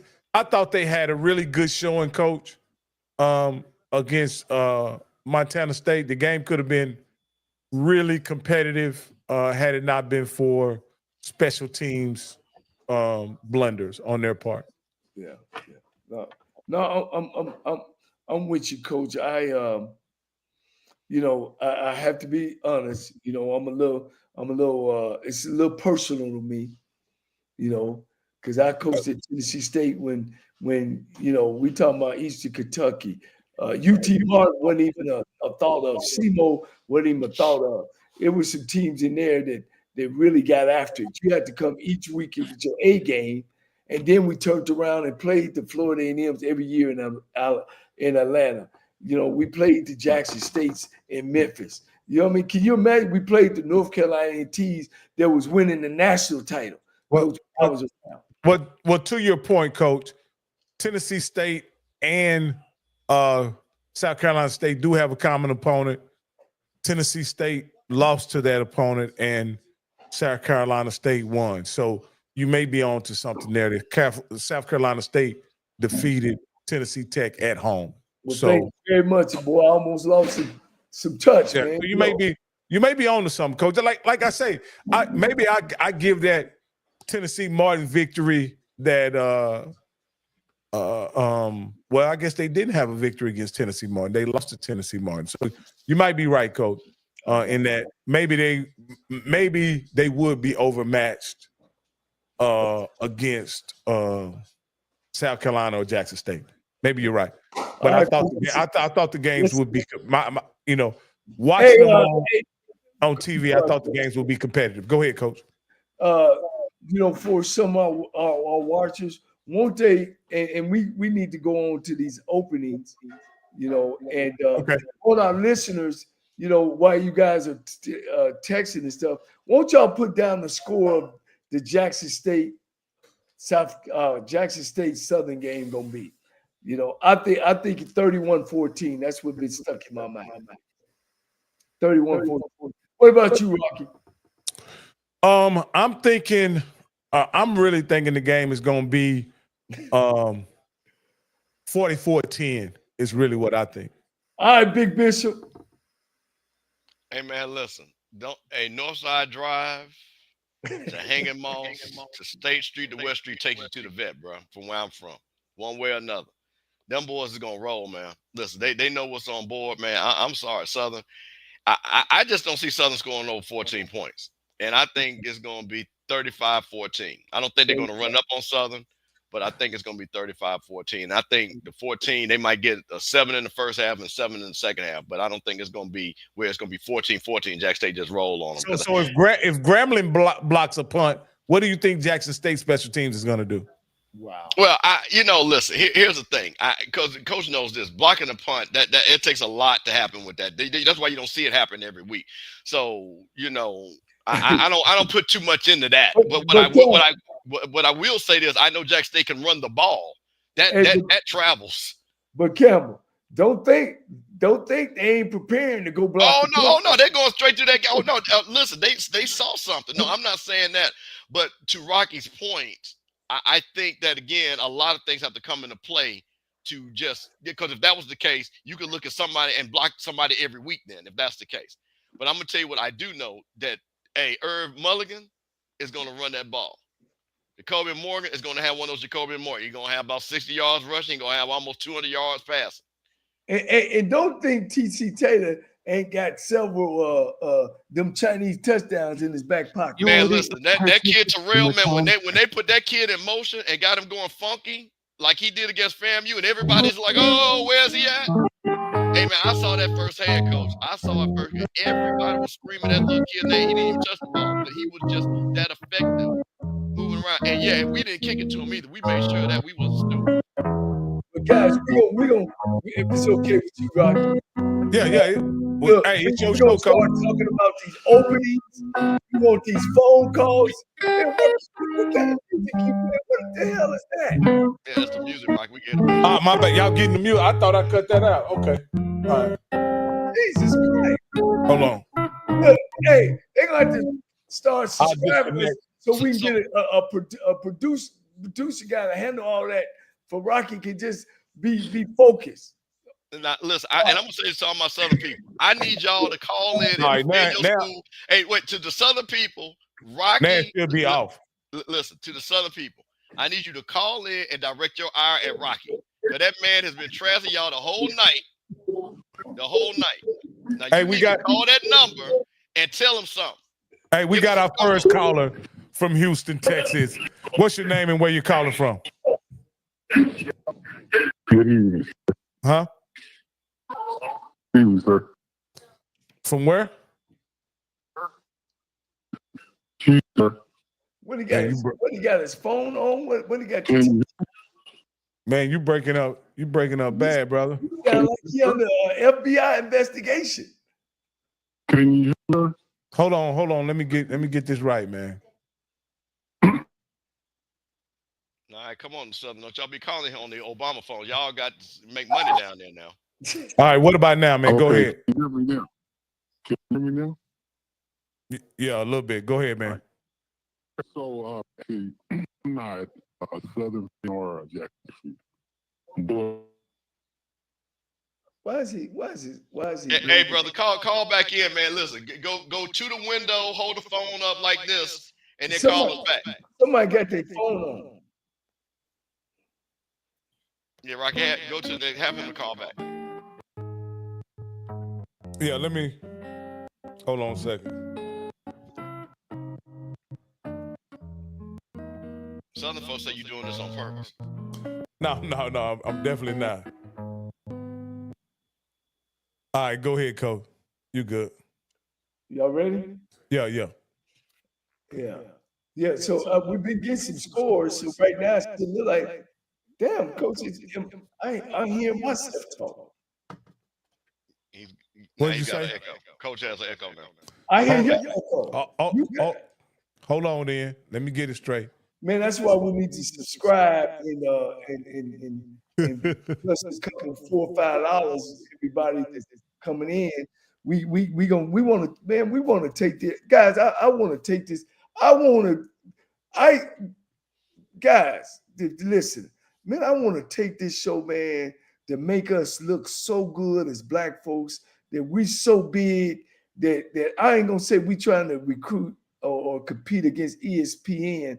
But man, we need to do this damn thing. Me, Rocky, and the Bishop need to get on the road and bring this shit to you guys live, first class, the works, man. But it's gonna take the money to make us do that. So make sure you subscribe and get this thing rolling. I'm just excited, man, that we got a platform, Bishop. You know, when me and you was coming, shit, we barely got the chance to see Black college on TV. We had to, if you weren't at the goddamn game, you didn't know Doug threw for 5 and McKenzie threw for 6 and McNair and Willie Todd and shit, all them damn quarterbacks, man. McKenzie at Jackson State. You know, they don't know about none of them cats, man. But guys, we want to bring this right into your living room. So are we ready, Rocky? Rocky done went off, Coach. Well, no, this is what hey Southern folk, this is what Rocky betting y'all because he gonna buy a new soundboard off y'all money that he betting y'all, man. that man said he taking all bets. That man said he taking every bet that Southern folks got. And Rocky, we can't hear you either. No, still can't hear you. Edward Moore say, use your own money like my cousin with the Jaguar Journal. All right. Well, no, what I'll say to y'all is y'all need to go ahead and support Perry and give him some money and support that brother. Y'all got that brother working hard. All that money y'all got ain't sponsor that man. Now, how about that? That's why I'll challenge you all that. Yeah.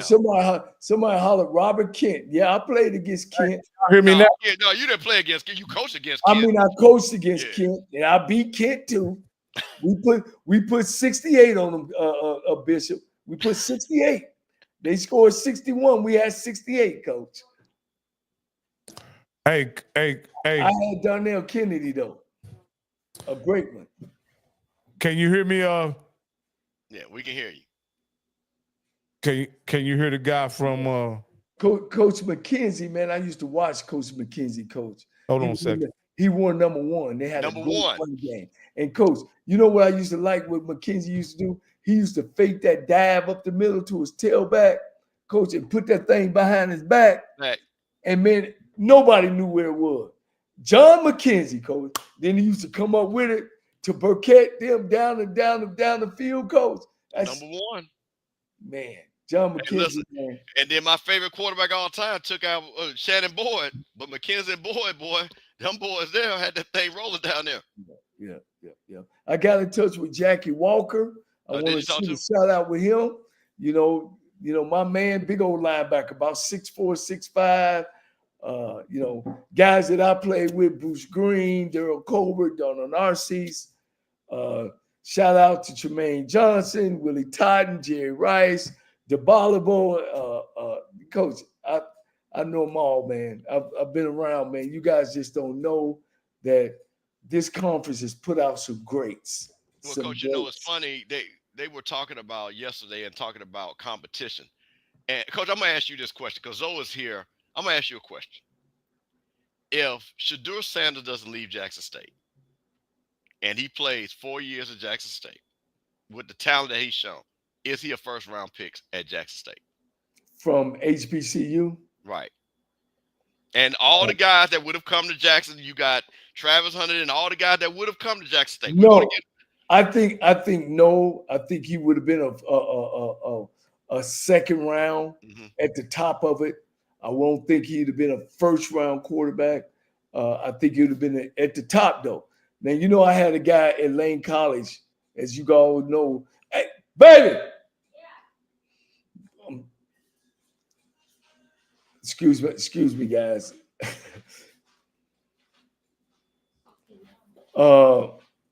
But I think guys know, I had a third rounder at Lane College. Mm-hmm. So yeah, quite naturally, I think that he would have been top of the second round. I really think so.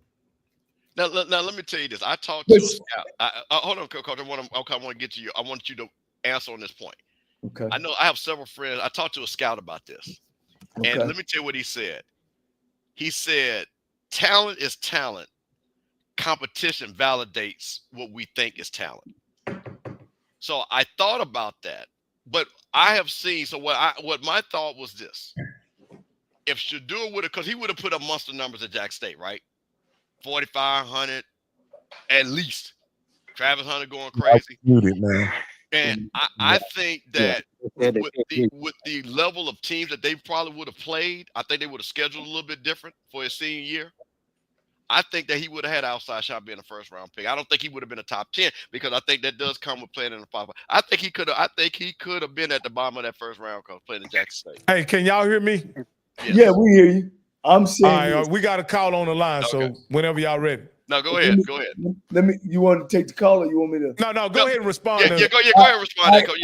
I know a professional scout. He's the director of his division in scouting. And we talked about Shadur Sanders all the time, about where he at. He don't even have Shadur in his first 5, all right? But I understand why. I can believe that. It ain't about the yards. What scares him is that, and this is it's a self-inflicted that he's a stat chaser. He's a stat chaser. And in the NFL, you can't be a stat chaser. What am I saying by that? He got hit a lot at Jackson State. he got hit a lot earlier in the season at Colorado. I actually know coaches on that staff that I don't want to say because I don't know, if they want to know, that I personally text and say, could you guys quit chasing stats and quit? If my son was one of the offensive linemen, I would be getting him out of there because y'all putting it on him that's the why he getting sacked. No, that's not why he getting sacked. Nobody is just coming straight in when they at Colorado and hitting him in the back. It's because he holds the ball too long. When a quarterback hits his back step, coach, and this is where all the pros looking at him now. When he hits his back step, he should be coming off that ball, whether it's to his primary, whether it's to his secondary, or whether to his short receiver. Never. Now I shouldn't say never. You can't consistently do that. That means you're stat building. That means you're trying to read and find the guy if I can throw the long pass and I get yards. And then as you've seen Colorado earlier, because I think Deion Sanders matured as a head coach as well. I think he had to take his heart and say, well, my son ain't, let me put my heart on the case because my son is not going to win the Heisman. So I need to put my focus on who have a chance to win a Heisman and make sure that my son don't get hurt. And as you've seen too, Rocky, remember I told you, I said, Rocky, I said, this kid has got to be able to run the football. When he played that foot in there, he got to get out, not extend plays to throw 90 yards down the field like he was doing at Jackson State and like he was doing earlier at Colorado, but to make the team win. And I can show you guys the text. I can show you the date that I texted it, that the time when Colorado turned their season around was right after that text. And I'm not going to discuss the coach that I talked to in depth, but the scout, back to the scout, he was saying the same thing, that he's stat chasing. We don't know as an NFL, you can't do that up in the NFL. You got to hit that back foot and be coming off with the ball, or you got to know when you got to get out of the pocket. But that's enough of that. That was my thing. My thing. What you thought about that, Coach? Well, real quick, I just want to just say that. Well, this is the same thing with the scout. Shadur doesn't have that electric arm. It's definitely not the Steve McNair level. It's not Doug Williams level, where he just had. Is it Willie Todd level? No, hell no, no. I'll tell you that right now. So I think Shadur is a first round quarterback, but I don't think he's a top 5 quarterback. He's not a top 5 quarterback to me because his arm is not electric enough to me. I think he's a first round quarterback, but I don't think he's a top 5 quarterback because I just think in the NFL it just moves fast. And I've never seen him just say, "Let me just let it rip." This again, my opinion. Like I say, and that's Coach. Well, before I bring the callers on, I want to tell the callers, make sure you mute your background. If you listen to us on the TV or some other device, make sure you mute us, right? And then, or walk out of the room where the TV is and talk to us. Caller, with the last four. Can I say 1 second? Go ahead. Bishop, I'm gonna let you have that because that's you have your opinion. Shakur can throw the hell out of that football, coach. But he ain't got an arm, coach. I don't want nobody to say the HBCU quarter say he can't throw. Coach, he can throw. No. There's a difference between throwing and having an electric arm. Steve McNair had an electric arm. He does not have the same type of arm as Steve McNair. He does not have the same type of arm as Doug Williams. He can make every throw. He can throw it out from a hash to the other side. He can throw it down. He can fly. He can zip it. He make every throw. That's just my opinion. So we're entitled. So let's go, Coach. All right. Caller with the last 4, 6660. You're live on HBCU Coaches Corner. What's your name and where you're calling from? Benjamin from Pearland. Go ahead, Benjamin. What you got, man? I have a couple things. One, I do agree with you, Coach. I'm glad you kind of cleared that up by saying nobody from the HBCU rank said that the boy couldn't throw. But he does have an accuracy. He might not be Steve McNair running, but he does have an accuracy, kind of like, well, I wouldn't say Tom Brady, but he has an accuracy. But what I wanted to ask is, going back, I'm not a Southern fan. I'm not a Jackson State fan. I just like sports. And I know y'all keep saying that Southern don't have, and I don't want to say they have a shot because I went to Prairie View. So I'm not necessarily cheering for them, but I'm not cheering against them. But there's some games that I think, Coach, wouldn't you think the Grambling game, the Alabama A&M game, the Alcorn game, those should be some games that their coaches should be looking at? Because even though y'all are blowing up Jackson State as if it's just inevitable for them to win, they have some holes that can be also taken advantage of also. Yeah, your background got us. Okay. You finish, Edwin, and we'll drop you and we'll go to the. Oh, that ain't you. That's somebody else that called in. No, that wasn't me. Yes, sir. Correct. That wasn't me. Yeah, my bad. That's call him. Go ahead, Edwin. Are you finished? Did you? No, I was asking. Did Coach or Mr. Campbell hear what I just said? Yeah, because okay, so you referenced 3 games. You referenced the. I'm confused about you talking about Jackson State and Alcorn. Is one of the games you referenced? No. I was saying while y'all were talking, I was just kind of going back looking. I said the A&M game, Alabama A&M against Jackson. Yep. I said the Grambling game against Jackson, and then I said also the Alabama State game. And so I'm not saying that, again, I was saying earlier, I'm not cheering for Southern or for Jackson State. I just want the game to be competitive. But at the same time, I do think that Jackson State has some holes that could be taken advantage of, just like y'all said Southern. And then the other comment I wanted to say, because you've been saying it, well, I haven't, but I've been saying it pretty much all year long. And I'm sure I'm going to get a little some pushback on that. But how is it that Jackson State is in the East, and they are the best team in the play, no doubt about it, but they lose to Grambling, and y'all say Grambling is cuckoo. And you say FAMU, Mr. Campbell, is number 2 and number 3. And they lose to Prairie View, and y'all say that Prairie View is cuckoo. I think when you start talking about the SWAC, I want to say, one of y'all said today that anybody could be beaten. It sounds like that's the best thing you could say, but to say one is just better than the other when your top 2 teams have lost to the worst team possibly, or the middle of the worst team in play, what does that necessarily say about the East? Okay. Right. Hey, I got static on my end. Did y'all get static? I did, but I heard him because what he was saying was certain teams had lost to other teams, and he was talking about what Jackson State played against Alabama A&M, where Alabama A&M made a push late in the game. He talked about the Alabama State game that was a defensive slugfest, and and then they lost to Grambling. Okay, here's the thing, guys, and I'm gonna say this about Jackson State. Jackson State has played very well through the course of the season and I never liked what one team beat one team. Yep, Prairie View did beat FAMU. And what I was talking about as far as being the second best team, I was talking about record-wise. Now, if you want to say Southern, and I'm talking about in the East, I am giving Southern their credit for winning the West. So I'm going to say they're the second best team in the SWAC. I'll just say that even if we beat them, just so I ain't got time for the argument.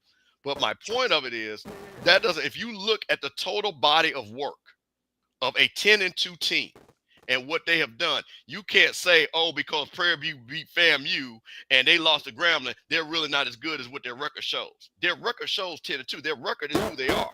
Now, what I will say is, and other people are not going to like this, is that their record to me is a little bit deceiving because of the close games that they have won. Those games could have went the other way, but Southern won those games. So that's what I don't agree with you on that.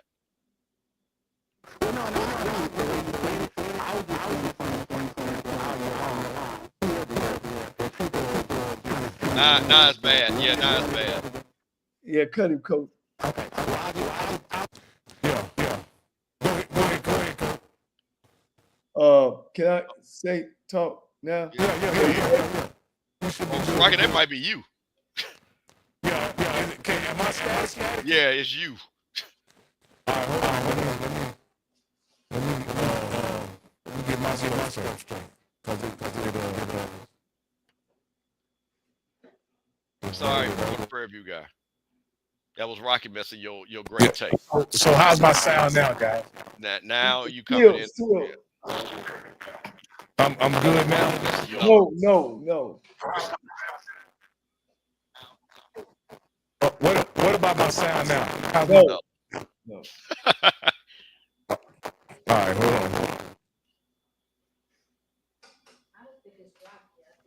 on. Hey, bear with me, guys. It's done this too. What's going on? What about now, guys? No. You might just mute yourself, Rocky. My sound is still jacked up. Yeah. I'm gonna reboot. Y'all go ahead and address with my man. I'm gonna reboot my stuff. Go ahead. Well, I don't know. How do we sound to our audience? Y'all good. Yeah. Is the audience we sounding good? Can somebody? Because you're clear to me, Coach. Okay, I'm clear. Well, go. So you spoke already, Coach Bishop? Yeah, no, what he was saying was, and just to quickly go over, he was talking about the losses. Grambling beat Jackson State. Prairie View beat Florida A&M. What does that mean? And I think he's talking about the conference is a little bit closer than what he's saying compared to Jackson State being out there on the island by themselves at 10-2 and everybody else kind of being closer together. I disagree with that. I think Jackson State is the better team in the conference. I don't think there's a team close. I think Jackson State's on the island by themselves. I think they've shown that. I think the defense has shown that. I think offensively they've shown that. Yeah. So the thing about it, so yes, on any given Sunday, but so no, I don't take the premise. And also let's talk about this. He talked about Alabama State. Alabama State had the most defensive players on all SWAC first and second team. They were set to be a championship team. I don't believe that Southern is better than Alabama State. I really believe if they played each other, Alabama State would beat Southern. I just believe that. Southern don't play the defense that Alabama State plays. Alabama State is good in the secondary as well as in the front. And I don't think you base games off of necessarily who beats who. You base games off of who's the most consistent. And Jackson State's been the most consistent, winning games as well as when you look at the numbers. You know, no team in our conference. And then, you know, I told you way back, Bishop, how Jackson State was dominate everybody. You know what I mean? They dominated everybody. They played great defense and they played great offense. So that's where we kind of make our decision. I guess we can agree on that, Bishop, that's where we're making our agreement about. It ain't that Southern don't have a chance. Everybody got a chance when that clock first quarter and it's 15 minutes, it's a 60 minutes game. But when you look at the numbers, because that's what we got to look at. When you look at the teams, when you look at the coaching staffs, you know, you got to make a decision on what you think and what you feel is right and not necessarily get your heart involved in, you know, I like Southern or I like Jackson State. It ain't about like, hey, I don't like either one. Hell, I graduated from Texas Southern. But I think I've been around the game long enough to know not to vote against Jackson State in this contest. All right, can you guys hear me now? You do sound much better. Yes. All right. So hopefully. Who is Kevin Jackson? Wrong, Coach. Southern has an offense. Well, we hope they would have one on Saturday. Well, Kevin, how does Southern have an offense that average of 21 points a game? Yeah. Now, so that's the question. So clearly, you must be a Southern guy. Are you telling me that you have watched Southern and you believe that this Southern team is an offensive capable team with the transition of their quarterback and that you all are averaging 21 points a game? Now, are you honestly telling us that? And Bishop, now the defense have scored some points as well. That's as a team, 21 points. That ain't just as an offense. That's as a team. Hey, guys, we got a few calls. Let's see, can we take them now, man? Let's get them. All right. Caller 7998. You're live on HBCU Coaches Corner.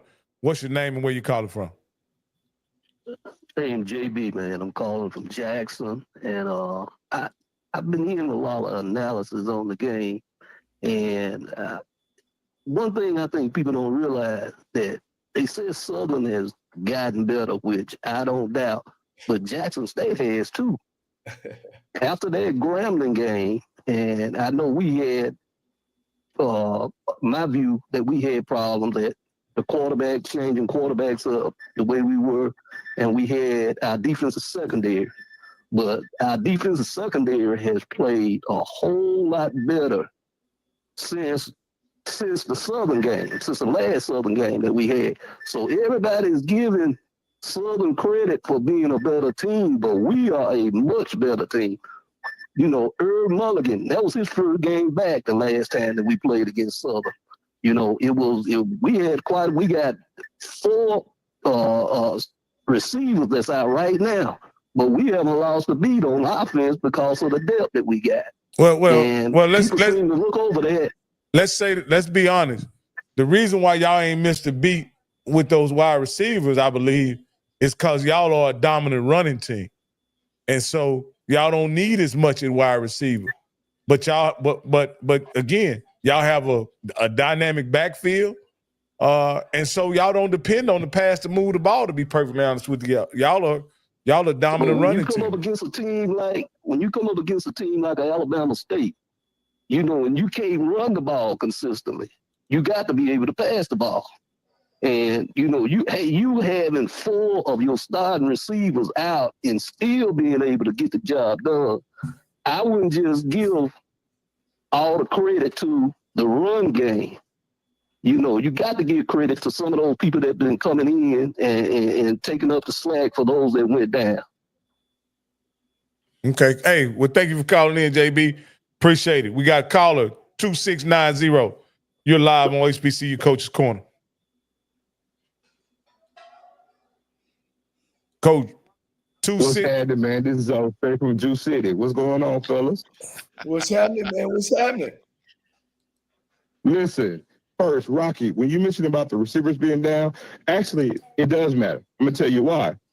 We lost our 2 starting receivers in the second game of the season. If you go back to the ULM game, we actually threw the ball 29 times. And we want to have balance, so we actually do want to throw the ball a little bit more than what we have.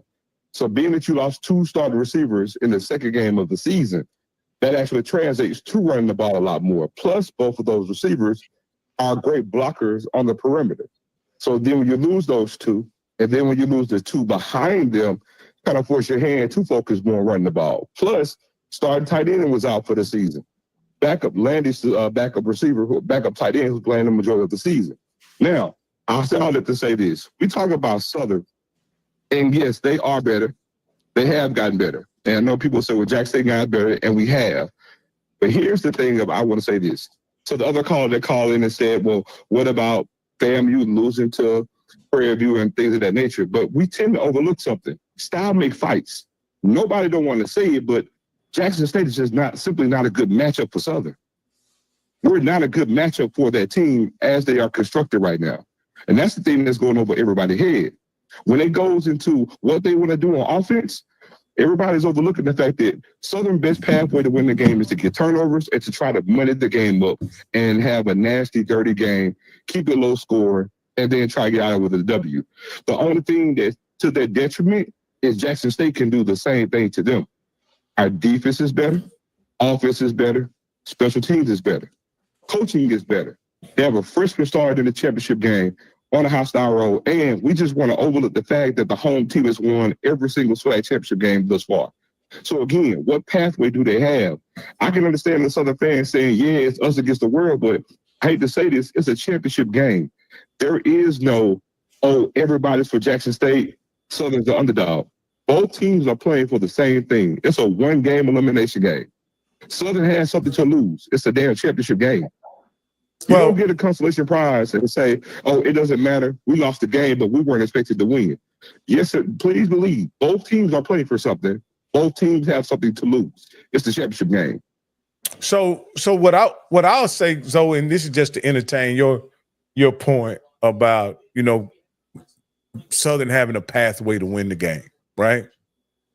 It has to be, the game has to look like what the game was in the whole in against Grambling. It has to look like that, where you guys are moving the ball up and down the field, but you end up turning the ball over, throwing pick sixes, things of that nature, so that Southern can supplement their inability to score the football on offense. You understand what I'm saying? Like y'all have to give them some scores in order for the game to be competitive. Now, again, I'm confident in saying this, and many people may not.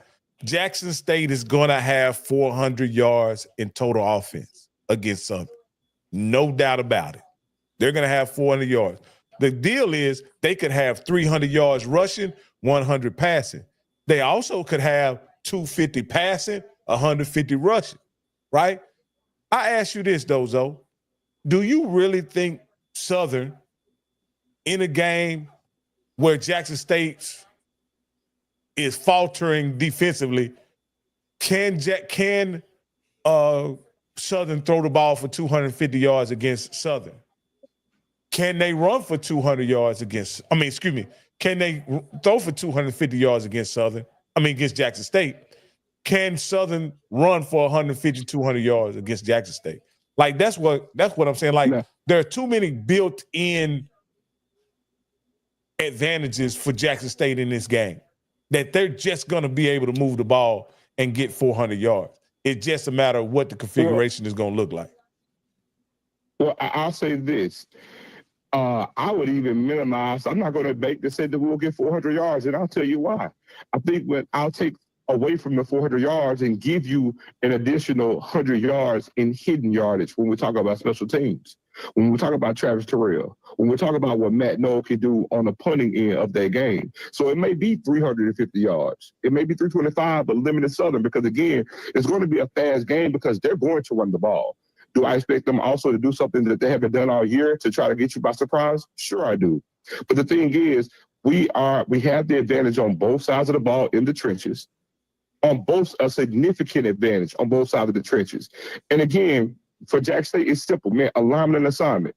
Because just like the first game, T-Set is a great player, knocked them out the game. Okay, in this case, you sit here and let's say they play the other freshman. Okay, if he's struggling, then what? What you gonna go to? Another freshman? And you're going to expect another freshman to come in a championship setting and to win that game? And you're going to have confidence in it? I think not. I don't think anybody outside of Red Stick, Scotlandville, Louisiana, would sit there and say, I'm confident knowing I can go to Jackson State in a hostile environment with a backup quarterback and beat Jackson State. They know what we're doing. They know that they're limited on offense. It's a wing and a prayer. Like I said, all of them sound like Jesse Jackson. Keep hope alive. But it ain't going to happen. It's going to be an ugly Delta ass whooping on Saturday. Yeah, Period. I think the first matchup is an indication, honestly, of how the game will go, in my opinion. The only thing about it, when the game gets out of hand, will they be able to drop back and pass the ball the way they did once the game got out of hand in Jackson, the first game? Are they going to be able to drop back and pass the ball the way that Noah Biden did once the game was kind of, out of reach? Here's the thing about that first game. Okay, it's like if we want to sit here and put stock into, Noah Biden for 340 yards, my thing is that's fine if you want to do that, but do that on Jackson State's end as well. Hey, we played two quarterbacks that game against Southern. We played Jacoby and Morgan that entire game. That game is worse than what it is. Hey, if Irv Mulligan is starting that game and not coming back for your first game of the season on a pitch count, it's a worse score game than what it is. Also, we've changed some things on the defensive backfield because I need to remind you guys, when we played Southern, remember that whole narrative was that Jackson State get up to these big leads and teams come back. Y'all ain't said that shit for about 6-7 games now. You know why? Because this young coaching staff, who everybody talked about with this inexperience, made the necessary changes and grew throughout the season. Now, going toward the end of the season, what is it? We've got shutout after shutout after shutout in the second half. But we don't want to think about that, though, right? So we got a team in a championship game. Hold on a second, Coach. We got a team in the championship game that's averaging about 17 points a game. And you're going to see and tell me this team now all of a sudden against the best defense in conference play is going to give up 20-something points and we're going to lose? Man, look, I got beachfront property in Idaho to say if you believe it. Can I say something? Hell, that's what I've been saying. Ain't I been saying T.C. Taylor is matured as a head coach? He's offensive coach. He's moving his team forward, and they doing what they supposed to do? Yeah, Coach, look, after this game on Saturday, TC's initial is going to be the champ. I'm with you. Coach, look. But Zoe said everything I said earlier. He literally repeated everything I said. I appreciate, Zoe, that you agree with me, because literally every point that you said, you might have came late, but I literally said every point that you said, even to the point about never losing. The home team has never lost the championship game. So I think we all agree with you. But Zoe, hold on, Zoe. But let me ask you this question, because you part of the mass meeting, and you be Reverend Ike folks. I need for you to go Ken Clark. What are some things that you are concerned about that Jackson State needs to execute? That's what Ken is very good at doing. You good at Reverend Ike and stuff. Tell me, what are you still concerned about, because you still have to play a game? What are you concerned Reverend about? Ike is a great reference, by the way. And y'all don't know, y'all young people don't know who Reverend Ike is, but I do, so it's a great reference. So come on, Zoe, give me the other side. The only thing I'm concerned about is keeping my fingers on the pinstripes on the stripes of the football and not losing it. Like I said, if you go back for the entirety of the season, if Jackson State does not lose the turnover battle, we don't lose the game. The 2 losses that we have, we lost the turnover battle. Point blank period. If we don't turn the ball over, there is no pathway for us to lose. Oh, look, Zoe, you must have just joined the show. Because that's what we've been saying all along, and I've said that 7-8 games ago when they lost to Grambling, that TC Taylor can't come out there because, see, I know how wide receivers and ex-quarterbacks, when they become coordinators, they want to throw that thing around. You know what I mean? That's their first mind thought, because I know, because I was a quarterback. But as you grow as a coordinator, which he has done, you change up your game. You think about winning football games. Now, when you become a head coach, you ain't just the coordinator, you the head coach. So I don't need numbers, as a head coach. The only number I need is wins. And so I think that's what he's done. He's doing the things that make them win. And, as you say, he stopped alternating quarterbacks. He focused more on the run game, and they've reeled off what, 7 games since losing to Grambling? So I agree with you, definitely. That was always my point when I was calling to Scotty's show earlier in the season, was that Jackson State should focus on running the football and commit to being a running team. And unfortunately, it took them going to Grambling down in the hole to realize that those same 42 times you ran the ball against Southern, you should have ran them 42 times against Grambling, and you probably would have came out with a victory. Yeah. Because Grambling, I don't even know, they didn't even have 200 yards offense. No, they didn't. They didn't have 200, they had 179 like that. But what they had, they threw for it had about 250 yards total offense, about 250. Okay. I know it was 179. Yeah, no doubt. So listen, I'm gonna leave you guys with this, and I'm gonna jump off of here. Look, a funny stat you guys may not even know, but Jackson State is going to win the opening toss in the SWAC Championship game, because we've actually won the opening toss to every single game this season, and we've kicked off every single game this season. Damn, so you should have never said that out loud, bro. You should have never said that out loud. So all that's to me. Here's the deal. Let me tell you. Let me say this. I'm gonna go. We're gonna get the opening kickoff. We're gonna kick the ball off. They're gonna get the ball first. We're gonna make them work in. We're gonna make them work in out. Let me tell you, we are going to obliterate the beige bastards down there in Baton Rouge. Well, we're gonna win Reverend Ike. See that? What there go Reverend Ike. See, he couldn't help himself. He had to Reverend Ike this thing. When we get to Atlanta, we won't be black folk no more. Y'all gonna think we came of the Asian variety when we get to Atlanta. I'm out. I love Zoe. I know his people, but that Reverend Ike is in him. He could not help himself. He was doing fine, and he had the Reverend Ike. This is what he do at the mass meeting. That's why them folk be getting upset. So you can't. I know he be having them shouting, running down the rafters. Hey, man, listen. And Ken just be like, him and Ken and TD be like, Zoe, let's. Okay, Reverend. Hey, we got caller 2269. You're live on HBCU Coaches Corner.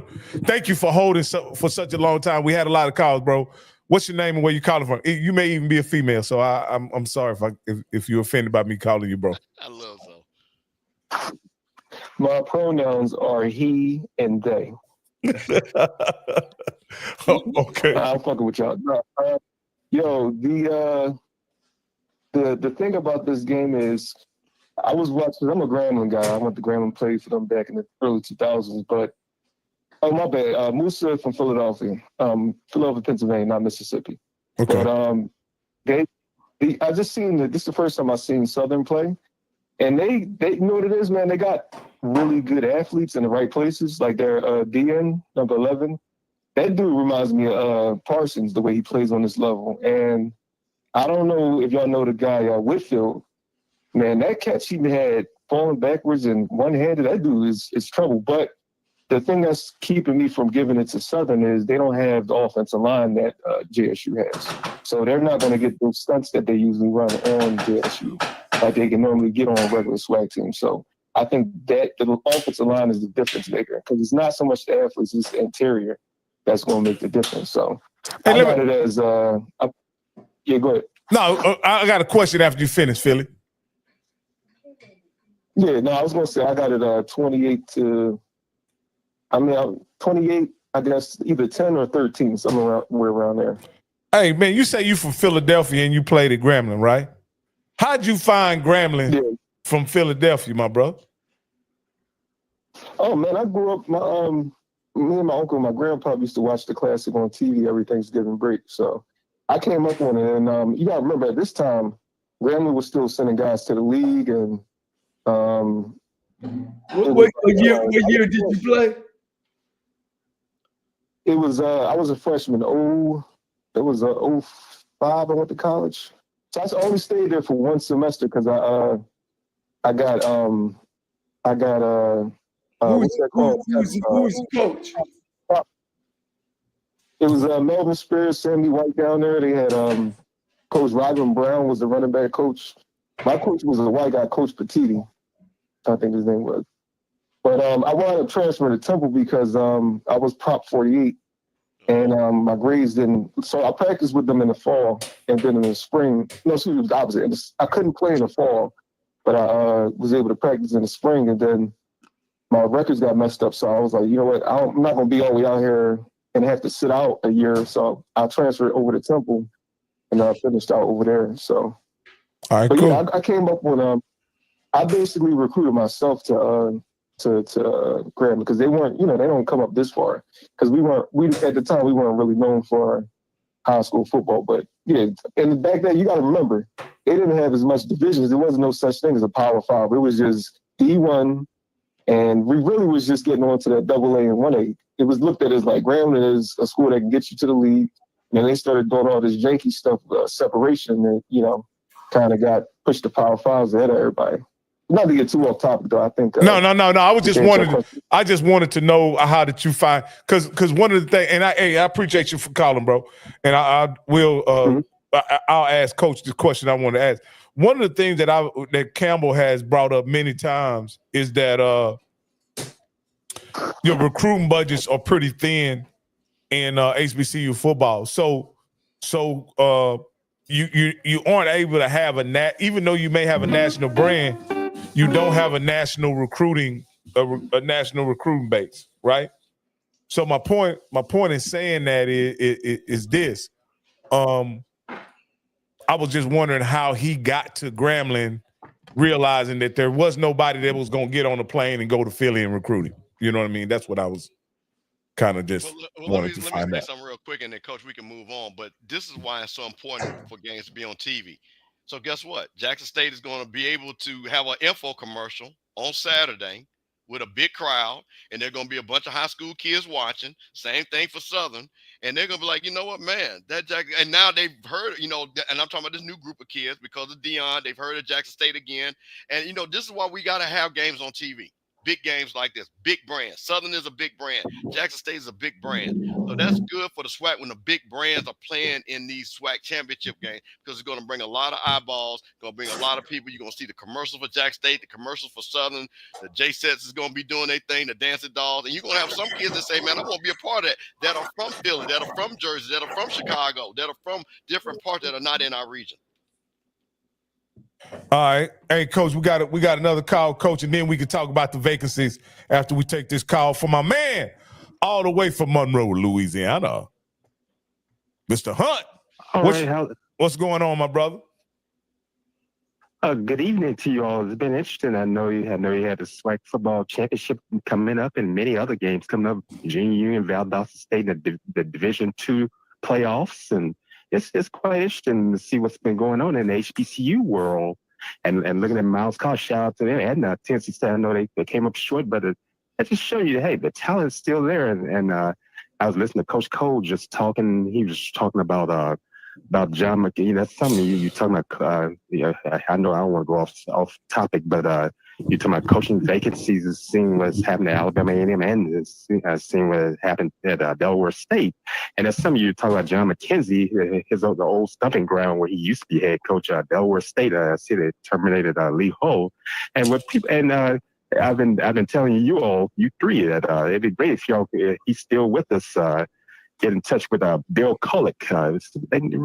Young people need to hear his story. A lot of people don't know that Delaware State used to be Bill Power. Think about John Taylor and that played there out there. And some of your callers are saying he's from Philadelphia, and that's close to Philadelphia, Dover, Delaware. That's where they used to get that talent out of Philadelphia, New Jersey, and all that area. And I think about it, he had a white coach that put the wheels into motion named Joe Perzicki. He and Bill Kulick were both, they were products of Tubby Raymond at University of Delaware. And then let's not forget, rest in peace, Al Lathan, what he did there. And he had great teams there. He coached in the NFL circle.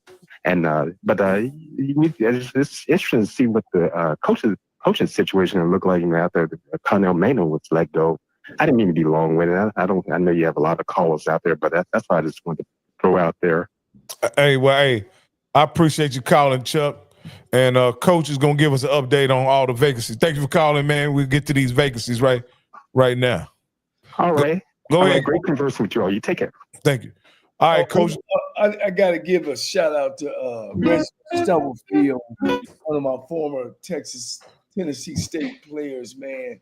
So I want to make sure I give a shout-out to him, while we're on the show. So power to Reginald. He played with us at Tennessee State.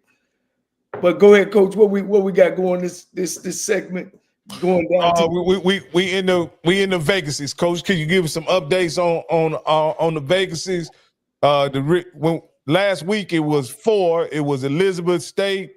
It was Odoms over at Norfolk. It was I'm pulling it up now. Give me 1 second, Coach. But it's been some. It was Lane. Lane was open. Okay, here we go. We got in the FBS. We got East Carolina, Kennesaw State, which now it's been a black college guy, Jerry Mack. Jerry Mack went to Jackson State, coached at North Carolina Central. He got his first opportunity there. He coached at Rice. He coached at Tennessee. And now he's the head coach at Kennesaw State. So our hat want to go off to Jerry Mack. He actually is the 4th black college coach to get a Division 1A job. So that's history that was made. Kennesaw State is Division 1A now? Yes, Division 1A now. Rice is open. Southern Miss, Ball State, Central Michigan, FAU, Fresno State, Temple, Utah State, and Tulsa. Also back to Jerry Mack. There's the other 3 coaches that left.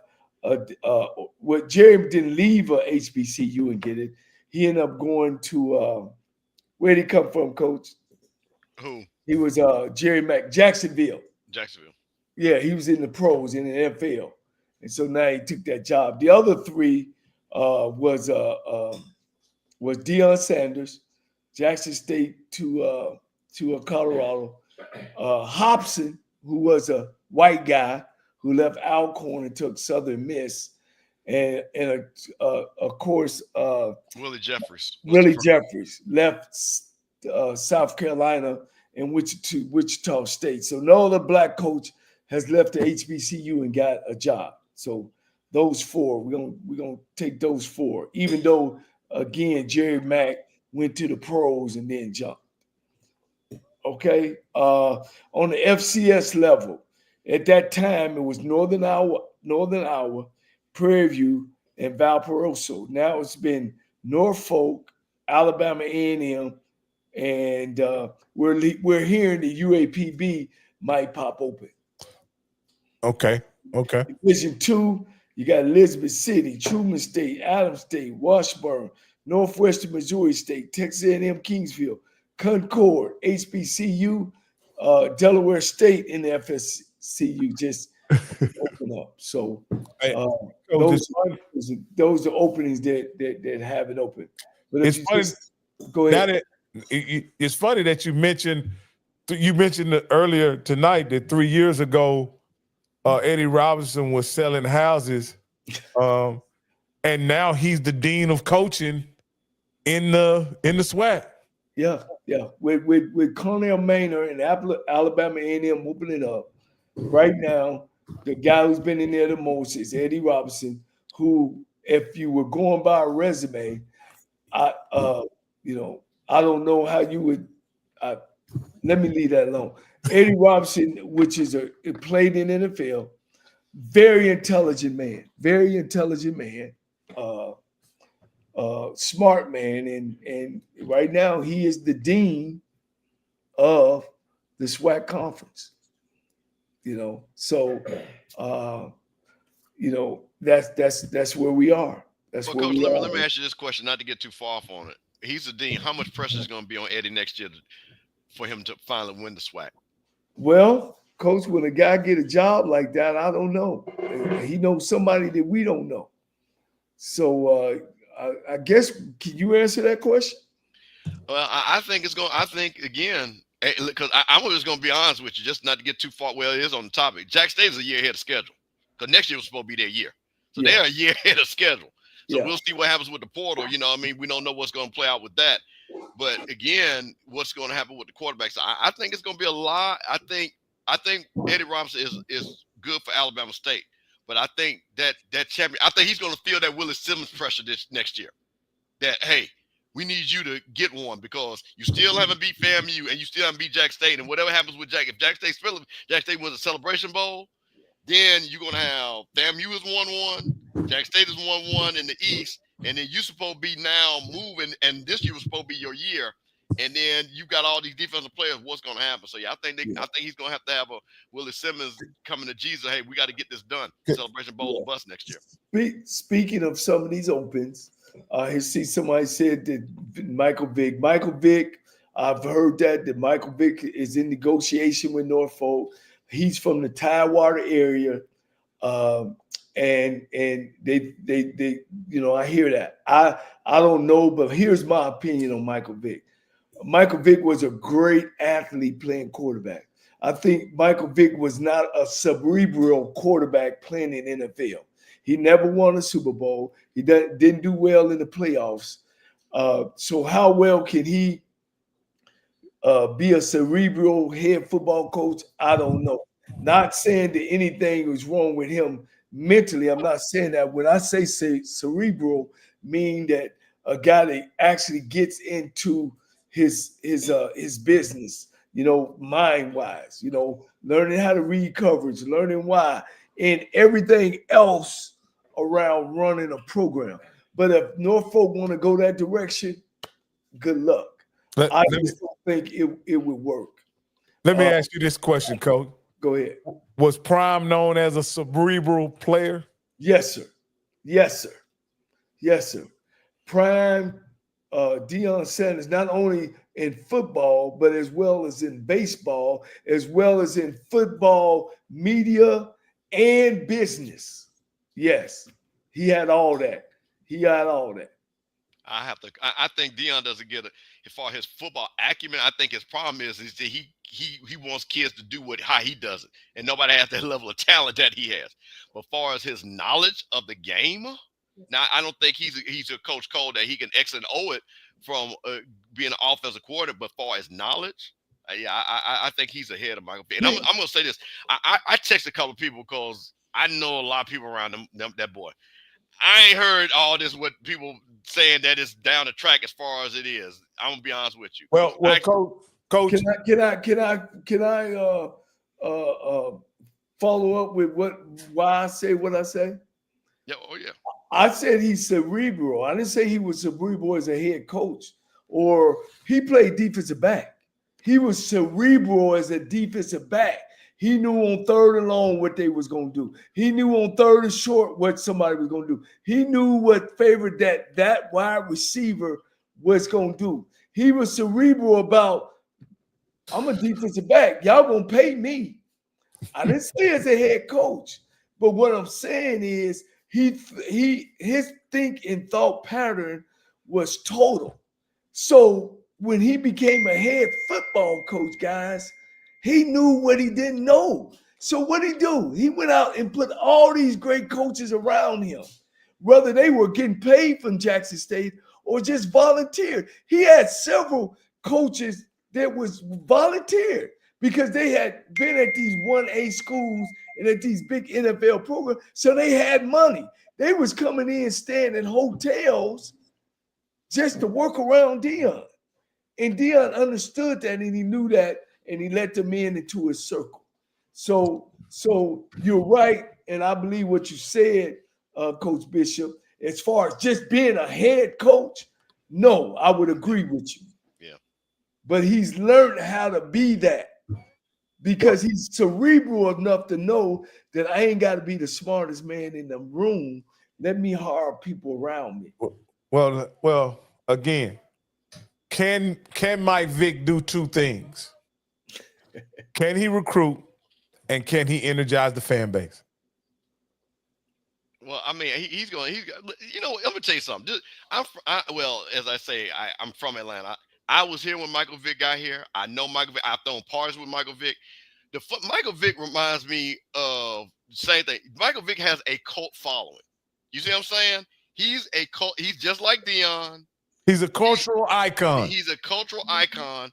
So you're gonna have the Vickettes come out of everywhere, and they're gonna trash Norfolk, and they're gonna talk bad about Norfolk, and and what they should be doing, and that Arthur Blank should give them $1 billion and all that. And what I'm just gonna be honest with you, I think the problem with Michael Vick is going to have is I think it's going to be hard putting the staff together because, Coach, you can't just say get a coach. You got to know what coaches are to get a coach. You know what I mean? So I think that's going to be a problem. I think that far as if he goes in there in that Tidewater area, I have been all up and down Norfolk. I got a lot of friends up that way. The talent is there. That's not going to be a problem. He walk in there, he going to be able to get kids. But to me, a Coach Cole, and he knows this, you can't just say, let me get a coach. Because I think that's what happened with Deion when he went to Colorado. He started picking guys that he didn't even know. How did that work out? You see what I'm saying? That did not work out well. To me, you have to be a coach to know what good coaches are. That's why I think T.C. Taylor is a better coach for Jackson State than Deion was. So it's the same thing with Willie Simmons. Willie Simmons is a coach. He really knows what to get the guys to coach with him. So I think that with Mike Vick, I think it'll be electric. But I'm going to tell you this. Do I believe that he will get at players and they still beat Trey Oliver? I still think Trey Oliver and Chinsbury will beat his ass. Ain't no question, Coach. Ain't no question. I just don't think, man, a long time ago, man, I had an argument when Michael Vick first came to the NFL, and I was up in this bar with this defensive coordinator. We out on recruit trip, and I'm gonna make a long story short, we were arguing. He was talking about how Michael Vick gonna come in and change the NFL. And you guys know I don't really like a running guy. I like a pocket guy. I like a guy that can read coverages, get the ball to. I like a leader. And he kept on telling me how Michael Vick is going, man, he's going to come in. And I bet him. I said, Michael Vick. And let me say this. Let me say this before I go on. Michael Vick is a great player. He's a great player, great football player. I said, but he will never win the Super Bowl. just lately now that we have taught our black quarterbacks, it ain't just on your ability to run and make plays. Read coverages. Go to your checkdowns, your primary, your secondary.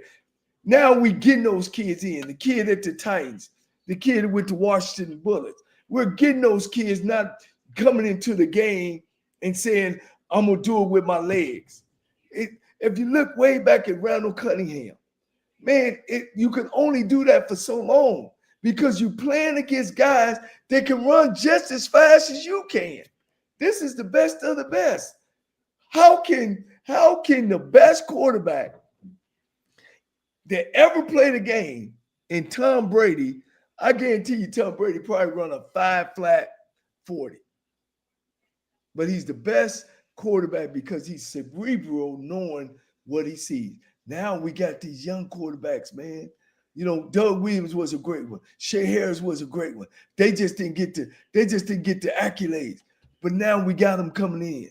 You know what I mean? The boy with the Titans. Man, give me his name. Damn, y'all know what I'm talking about. The boy down at Houston. C.J. Stroud. C.J. Stroud. Watch him. The boy at the Washington. Watch him. They coming in now, knowing how to put that back foot back and find a primary, their secondary, their third there. You can't run the ball as a quarterback and win the goddamn championship. You can't do it. You got to be able to use everybody around you. And when you can and when you have to, then you put the team on your back and make plays. Well, Coach, this is what I'm saying. I heard all this same stuff when they hired Deion Sanders at Jackson State. I really can play a tape recorder about how people predicted Reggie Flood, Coach Cavill, Dr. Cavill, all these guys who were in this space. They ain't never put no helmet on, but go ahead. They ain't put no helmet on, Coach. Well, what I'm saying is all these guys, and they were getting a lot of guys who echoed and shared that sentiment about Prime, the learning. I remember back when Prime was coaching, people said the learning curve is a lot steeper than you think. That's what people were saying when Coach Prime came in, the learning curve. He's got to get over the learning curve. And then after he had a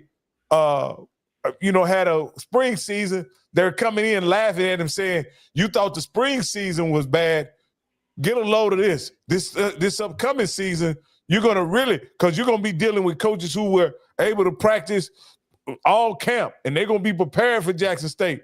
He only ran through the conference like hot butter going through, a hot knife going through butter. That's all he did. That's all he did the second year. Well, you can look at that. You can look at that two different ways, Coach. And we talked about this.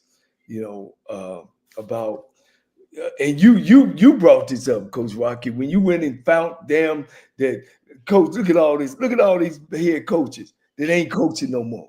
Absolutely. And when he ran against a good coach, he got beat. So I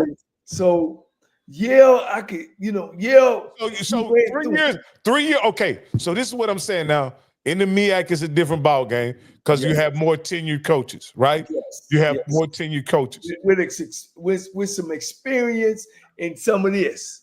Yeah.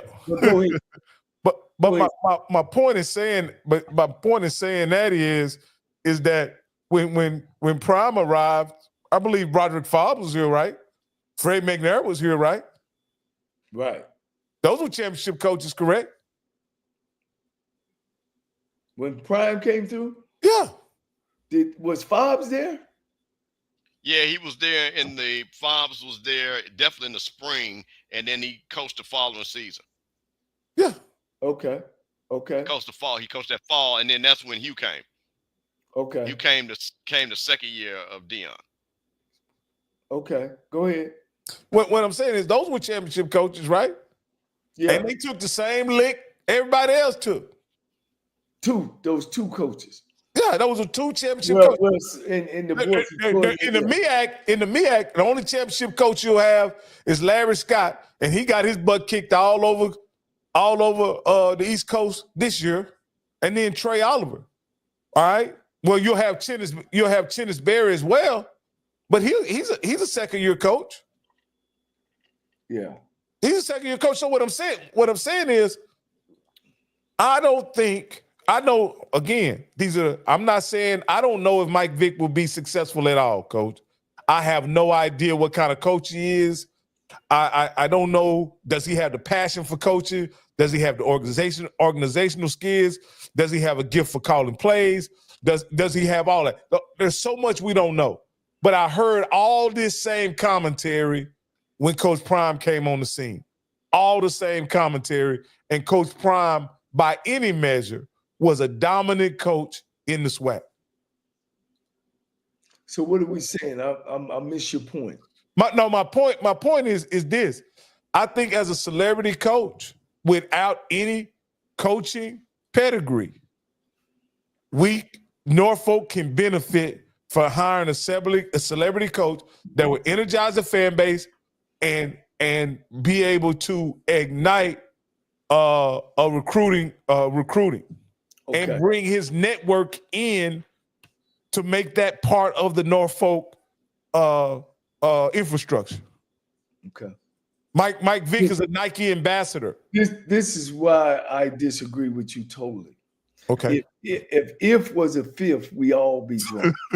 And it doesn't happen very often, Coach. It doesn't happen very often that a guy has no coaching experience, no head coaching experience. I could see if he have coached somewhere. Hell, Michael Vick Super Saturday version 20.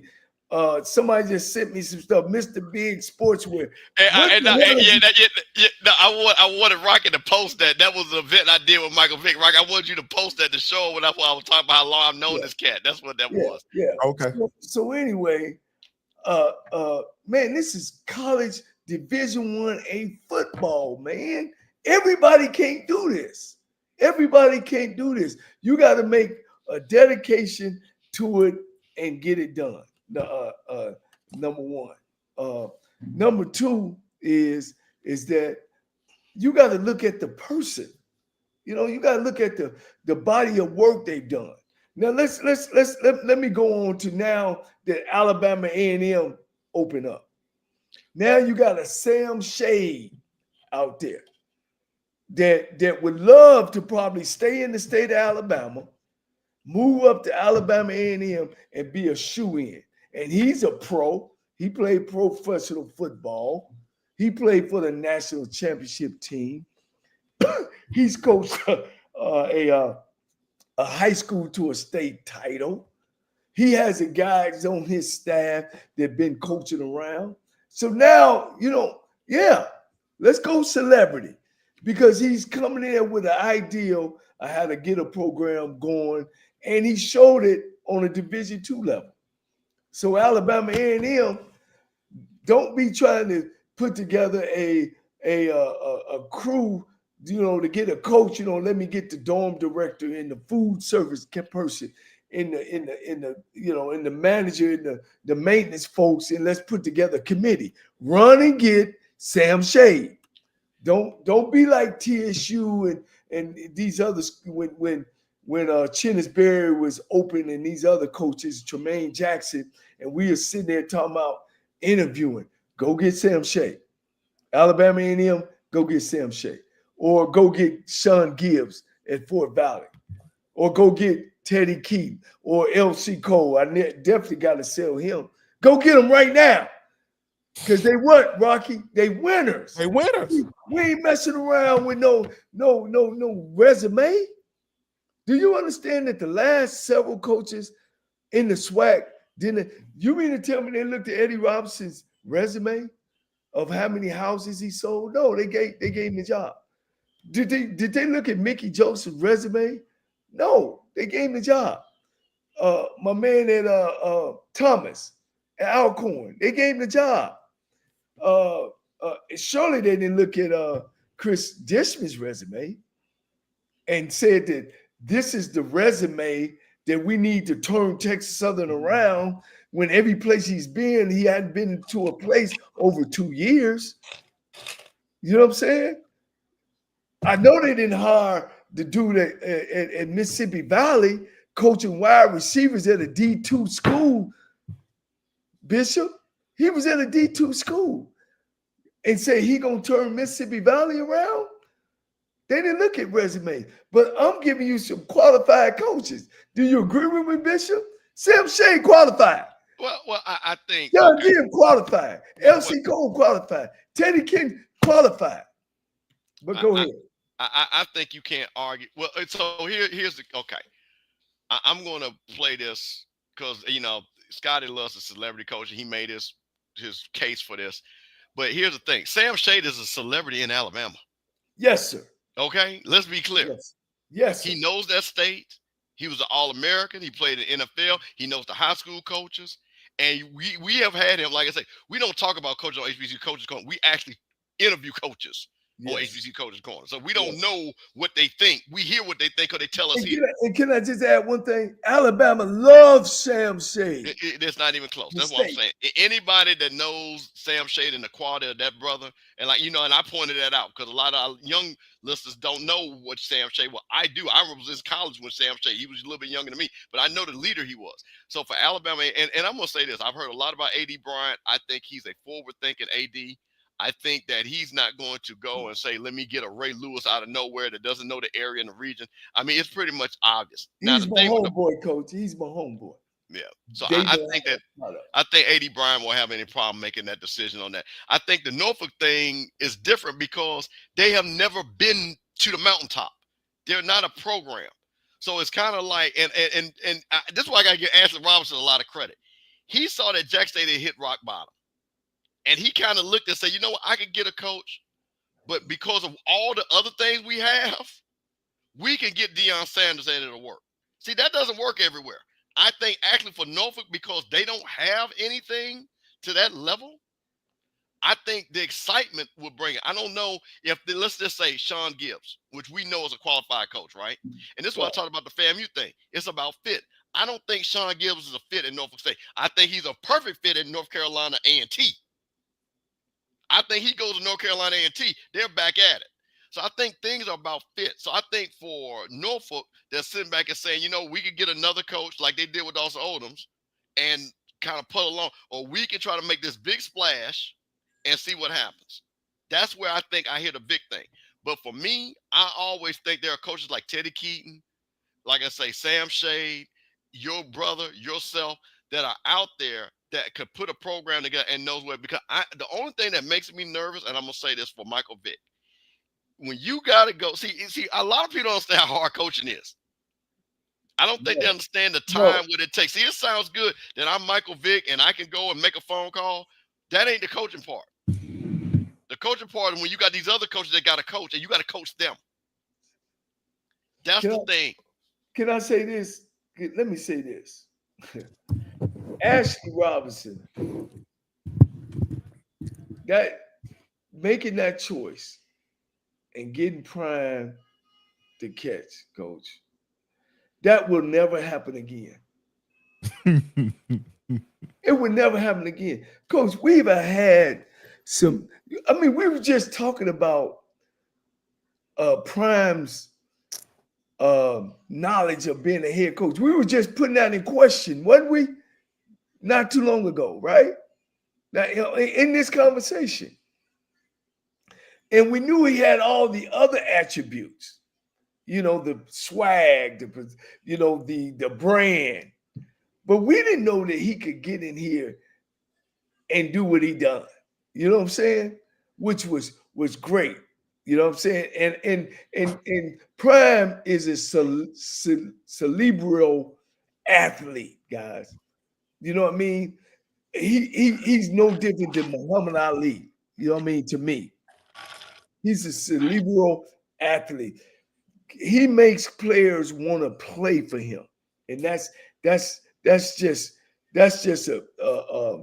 a talent that most people don't have to. So let's throw him out. But man, these guys that we just talked about, Coach, they should be somewhere coaching.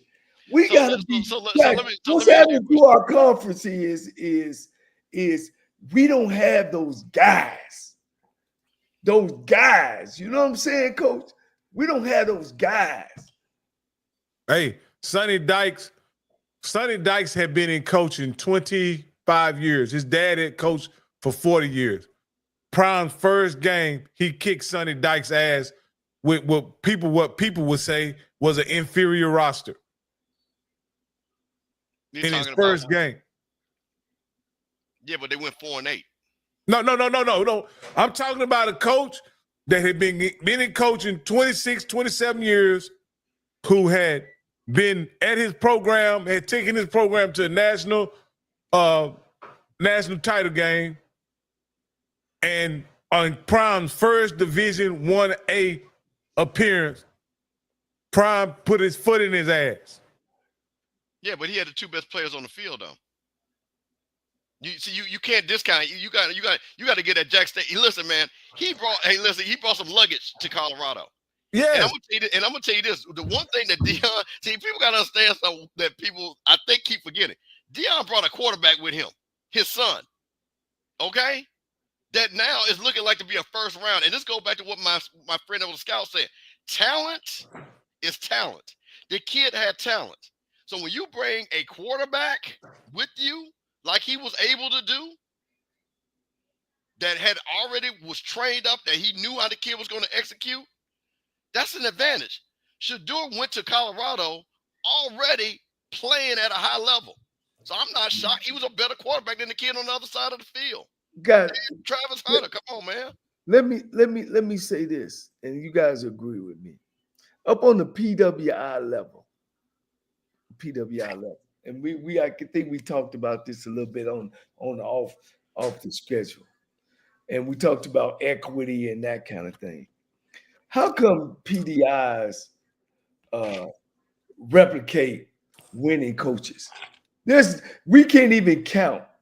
Just think about it, Bishop and Rocky and the people who listen to it. How many winning football coaches that go from school to school, or go from the school to being an analyst? How long do they stay out?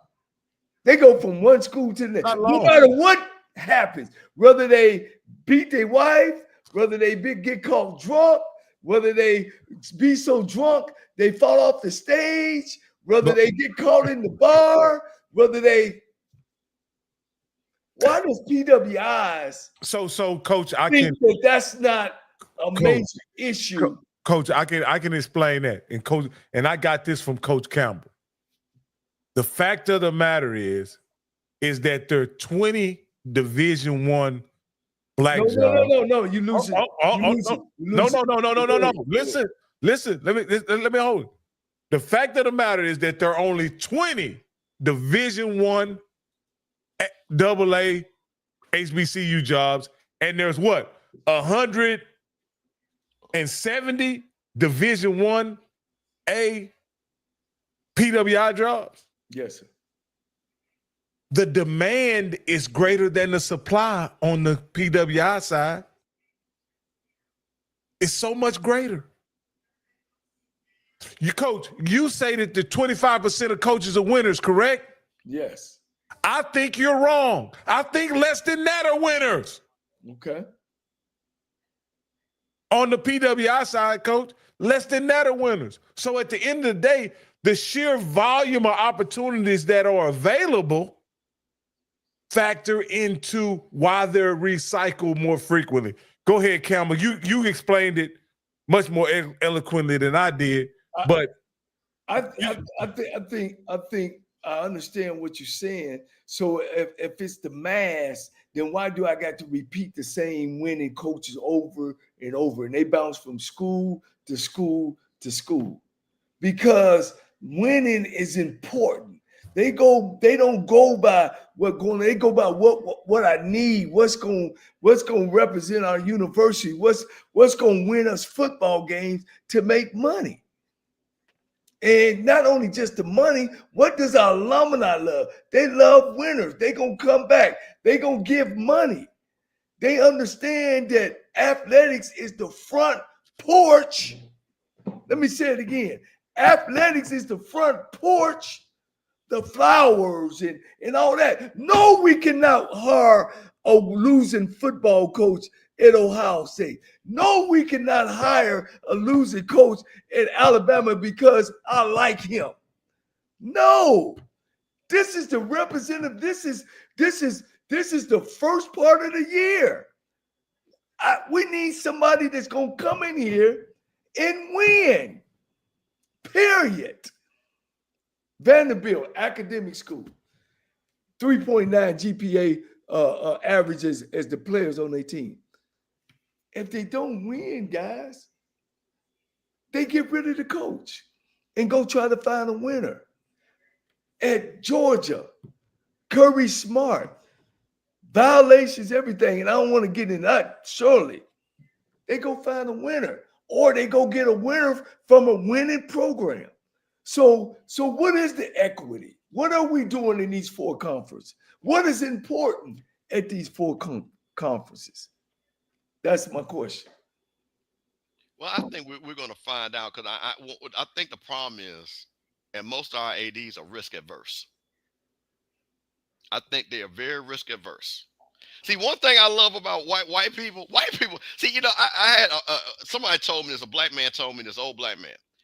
Black people walk out the door thinking failure and surprised that they make it to success. White folks walk out the door thinking success and surprised at the end of a failure. You see the mentality there? So when a white AD says, I'm going to get this young hotshot coach that hasn't been a coordinator, but I see something in him. Like we got black coaches like that. Well, he don't have his resume. It ain't long enough. It ain't, you know, he needs to do extra. He needs to be this. So the question will be now, when you do have a Teddy Keaton and a Sam Shade who are proven, right? And they Division II schools.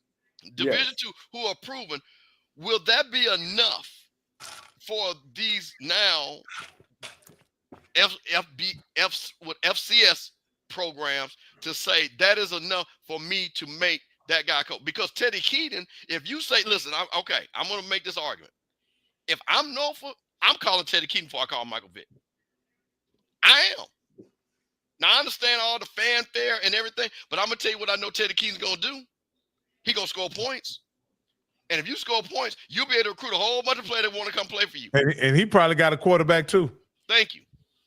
So he ain't got to work because he knows how to evaluate. Sam Shade, you know what I know? If he goes to Alabama A&M, he going to bring all them kids from Miles, like Tennant Berry, and they're going to be ready to play, and he's going to get some kids from Alabama. He's going to recruit, and all of a sudden Alabama A&M is going to be knocking on somebody's door.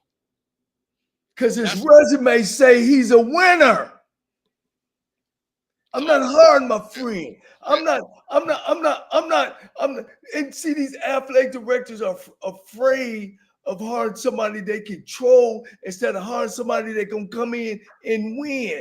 Well, okay. See, the deals in PWI schools is when you're an athletic director, yeah, you got to raise money. That's one thing they do.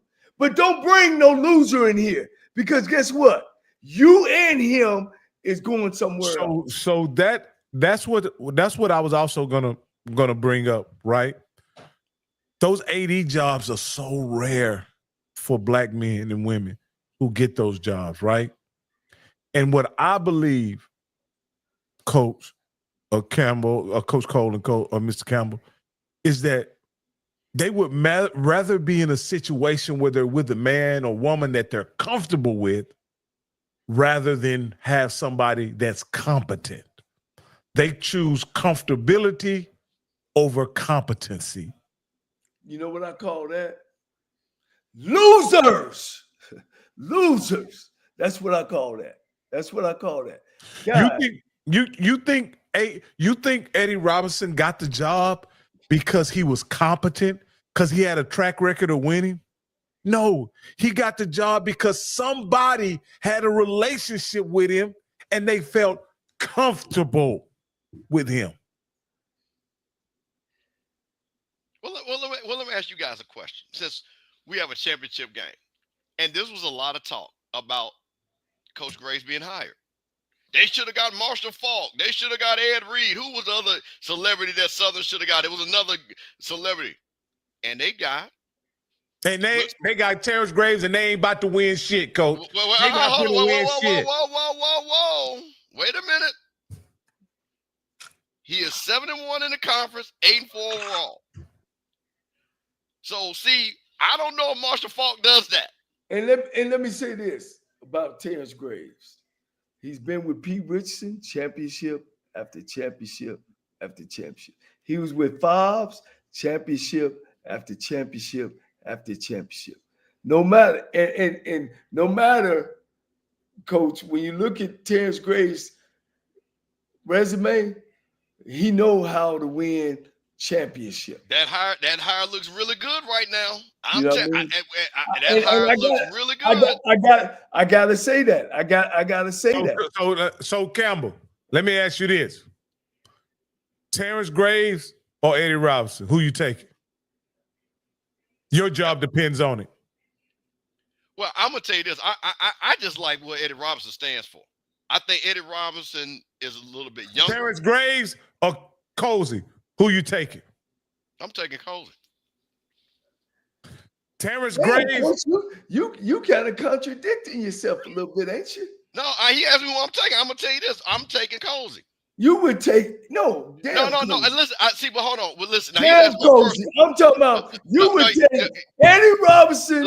Let me tell you something about Eddie Robinson. Let me tell you what I like. Hold on, go. Can I say? Let me get just 1 second. Of course, this is nothing about Eddie Robinson, the man. He's a Superman. He's doing a great job with the experience he had. But Coach, he coming in with them selling duplexes. If Eddie Robinson was in the West, who you think would have won the West if Alabama State was in the West? And they didn't have to play Jack State and FAMU. Well, it's bigger than that, Coach. It's bigger than that. So I'm just saying. A team in the West that got a facility that is better than theirs. It ain't a team in the West that have a tradition, meaning coming from their great stadium that where it sits in a city. Let me finish. Where it sits in a city. Coach, you like Terrence Graves. Terrence Graves is your man, Coach, because no school on the West, other than Grambling, has the tradition of like Southern. Yes. And I'm talking about the talent base that's sitting right there at the drop of a hat. Southern should be good just because it's Southern. So Coach, I couldn't pick Eddie Robinson over Terrence. No, well, listen, I gotta be Coach. I gotta be straight. That's an insult to Terrence. Listen. I'm not. Listen, first of all, I'm not insulting him because this. I know, Coach. I want to be clear because sometimes what people will do, they'll misrepresent what we're saying. Right. I said clearly that was a great hire for some because people wanted to go to the celebrity route. That's what we heard. Terrence Graves showed that he was the man for the job, for that job. Now you asked me a different question. So when you asked me about Eddie Robinson, I'm an Eddie Robinson fan. I have known Eddie Robinson for 30 years. I like what that man stands for because I know him personally. That's the reason why I say that. So Coach, I'm saying this, Coach. And I know you got a lot of respect for Terrence Graves. You know his resume and his track record back and forth. But this is what I'm saying. I'm talking as head coaches. The 3 years that Eddie Robinson has coached on the SWAC as being a SWAC head coach, he's proven to be competent, and a lot of people will say his team has overachieved. Easy. Because he has had to play head knockers. You gotta understand in the 4 years, he's been there 3 years, right? Eddie's been there 3 years, right? Yes. You gotta understand something. He coached against JSU super team, FAMU super team, and then a good Jack State. You know what I'm saying? And his quarterback got hurt when he was supposed to have the super team. So this is what I'm saying. There was no way he was going to win. I think we have to understand what we're doing right here. We're grading Terrence Graves off of expectations. And I think that's unfair off the expectations we had for Southern this year. In totality, if you look at, I'll give you credit, Mr. Campbell, for saying this, based on what Southern is supposed to be, based on what they're supposed to be, we'll see what they really are on Saturday or whether or not their program is on the way. Because Saturday is the true measure of where Southern should be. Wouldn't you agree, Coach Cole? Oh no, without a doubt, coach. Without a doubt. We'll find out where Terrence Graves is. They just and limped where it. his program is. Instead of them winning, instead of them winning convincingly and getting there, instead of hobbling in, you got to Grambling down, Grambling Coach, is down. your alma mater gave him a game. Gave him a game, handed him a ticket. Grambling handed them a ticket. Hell, Grambling was beating them and they came back at the end. So yeah, I get that. But I just, and I brought this up, and maybe our fans, before we go in the show, I know we get along. Maybe the fans can either email or call in on why. I want to ask this question. Why is there not the same equity when it comes to hiring a coach as in PWIs as it in the HBCU? Meaning PWIs will recycle a coach. If he a winner, and y'all correct me, if he a winner, he gonna always have a goddamn job. Whether it's a head job somewhere, it's gonna be a coordinator job. They'll go get him off of a desk, coach. He could be doing games on CBS, having a great time, and they'll go pull him off the desk and give him a job. That's right. I.e. Mac Brown. Right. Guy was 68 years old. Didn't have no intentions of coaching. Right. They go pull him off the CBS desk and give him a job in North Carolina. So why should that happen in PWI schools that it doesn't happen in HBCU schools? That's a great question. It's like once we get a tag on some of these head coaches, that's it. Game over. You know what I mean? Why is it that the guys at PWIs, Hugh Freeze, to give you example, he had the prostitutes' numbers in his phone, didn't he, coach? He was calling them from the office. He was calling from the Ole Miss's cell phone that was issued to him by Ole Miss. That's how they caught his ass. Right. Kiffin, so mmany violations. Saban, so many. Petrino. Sarkisian gave a alumni booster speech drunk. Right. Sarkisian, who's the head coach at Texas. So if you don't know, my man Napers at Florida, he actually coached with a show cause. He was the head coach with a show cause. What's my man? He out now, but he just ready to find his job. He was at Ohio State. You know what I'm talking about. He's in the analyst. Urban Meyer. He'll be back if he want to be back. You know what I'm saying? A whole bunch of them have jumped around. You know what I'm saying? Jumped around. But that don't happen in the HBCU realm. Can some of our listeners of you speak on that of why they think that is? Why do we get so down on black coaches that's it? So every time they name black coaches, winning black coaches, whether it be Doug Williams, whether it be Broderick Forbes, Melvin Spears, Johnny Cole, LC Cole. Why do they get down on those guys that are still pursuing a career in coaching and they are winners? Right. Those coaches that get recycled in the PWI realm are winners. They winners. They win football championships. Well, Coach, let me answer two things. I can answer one part of it. Go ahead. With the PWIs, and I had to explain this to a lot of people, to a lot of my youngsters. They didn't know how this thing worked, and they were like, "How did Alabama get the board so quick?" First of all, there are powerful white agents that move that chessboard. Jimmy Sexton, make sure he feels every time. Not the AD. Jimmy Sexton does that.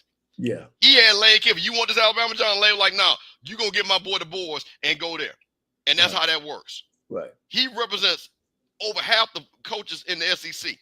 Okay. I know Mr. Sexton. There you go. So now the next part of it is when you have ADs, they are very comfortable. They know people. And this goes back to what we talked about. How many of our ADs have been around enough to have a database of coaches? If I'm the AD at Michigan, if I'm the AD at Ohio State, I've been around, or especially them good old boys in the SEC. I know people, and I've been around them. And the ADs guys are based on picking a winner to come to this university. Their job is not to pick the Pope. Yeah, but what I'm TD telling Jakes. you, but that's what I'm saying. It's very easy. It is very easy when you have a pool that you've either been around or no. So now, here's the thing at HBCU land. To your point, we get Coach X. I'm not going to use you because that's not a good. Just to keep you out of it. Please. We got Coach X. If our ADs have moved so much, they don't even know who Coach X is sometimes. There's no relationship there.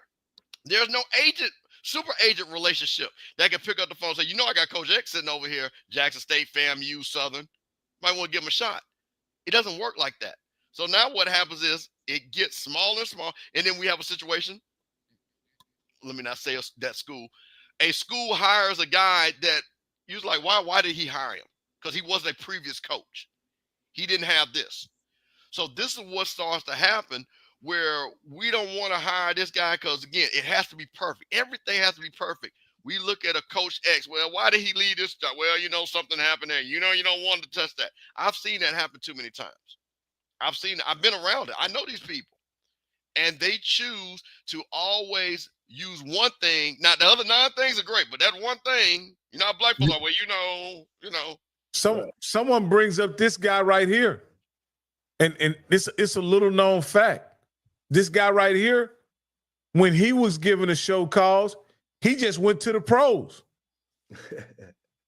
He stayed in the pros till his show cause was cleared. And then what? He came back and got a head coaching job, coach. And let me throw this one out, and I guess we can move on. Or how and what and why was it okay for Grambling to hire the coach from Baylor? What's his name? Art Browse. How did Art Browse get the okay to be hired at Grambling? Obviously got it from the AD. Yeah. And I think Hugh Freeze, I think he was trying to allow Hugh Freeze. The same month he was announced at Grambling as the coach, he was also cleared by the NCAA. Right. Again, all violations. He was cleared, coach. He was cleared that same month. Earlier that month, he had been cleared. But how can and I'm gonna throw me in this deal. Okay. How can a HBCU hire a guy that had been involved with being rapes, okay?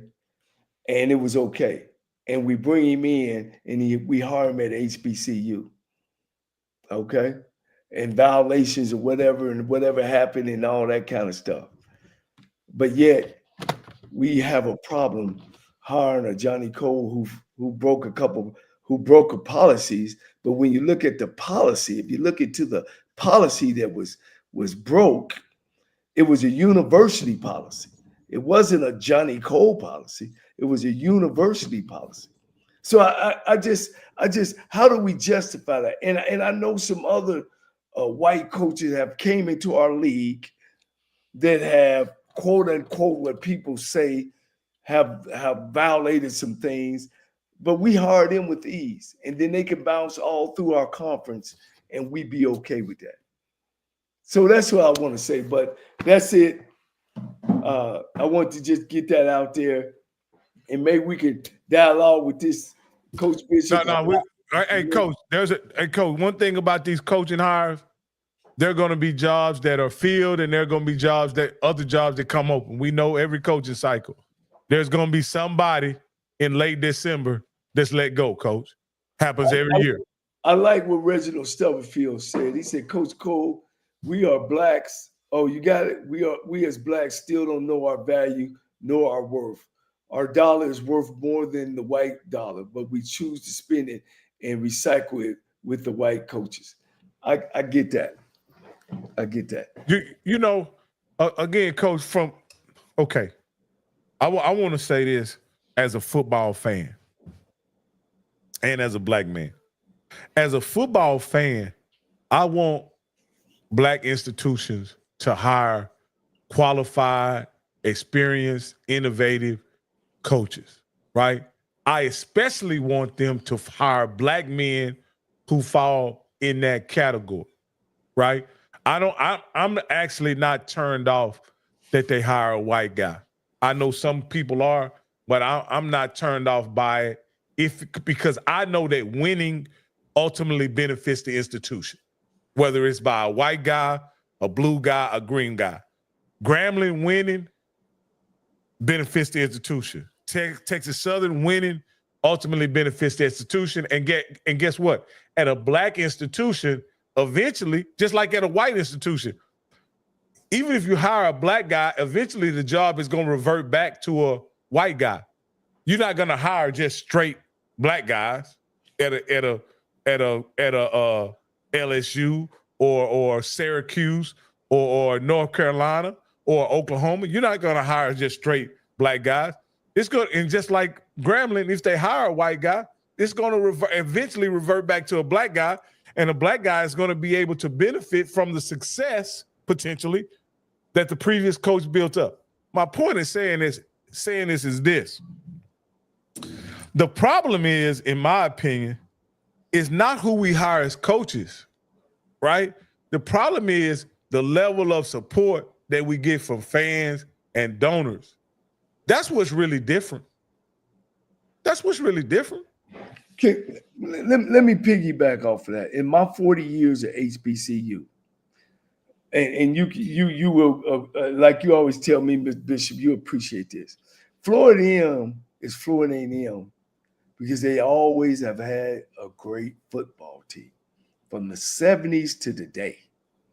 Grambling is Grambling because a guy named Eddie Robinson, great football programs, coach. Look where Grambling is. You got to be going to Grambling to get to Grambling. Do you know what I mean? Prairie View A&M is the same way in the 70s used to win. When they shit fell down, and because you asked me that just the other week, coach, about why does people don't look at Prairie View's program, because it went an 8-year stint of not winning a game. All right, but when the 70s and early 80s, people used to come out and watch Prairie View A&M.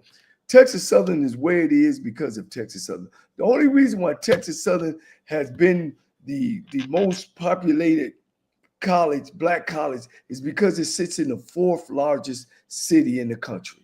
That's all. It was a suitcase, and we had poor football. All right. Mississippi Valley, I just came from there, man, hadn't grown one iota. But when Jerry Rice and Willie Totten, in those years when Gunsling Coon, man, you couldn't buy a ticket to come to Mississippi Valley State. And they still known today between those 3 names, Gunslinger, Rice, and Totten. You move on to Alcorn State with Marino Castle. Greatness, man. Greatness. You know what I'm saying? Alabama State jumped into the SWAC. Alabama State is still in the middle. Alabama A&M is still in the middle. Then you come to a school called North Carolina A&T, where North Carolina Central was the place at one time in Division II. But when North Carolina Central won those 3 national championships, was on television under Coach Wild Broadway, that school skyrocketed.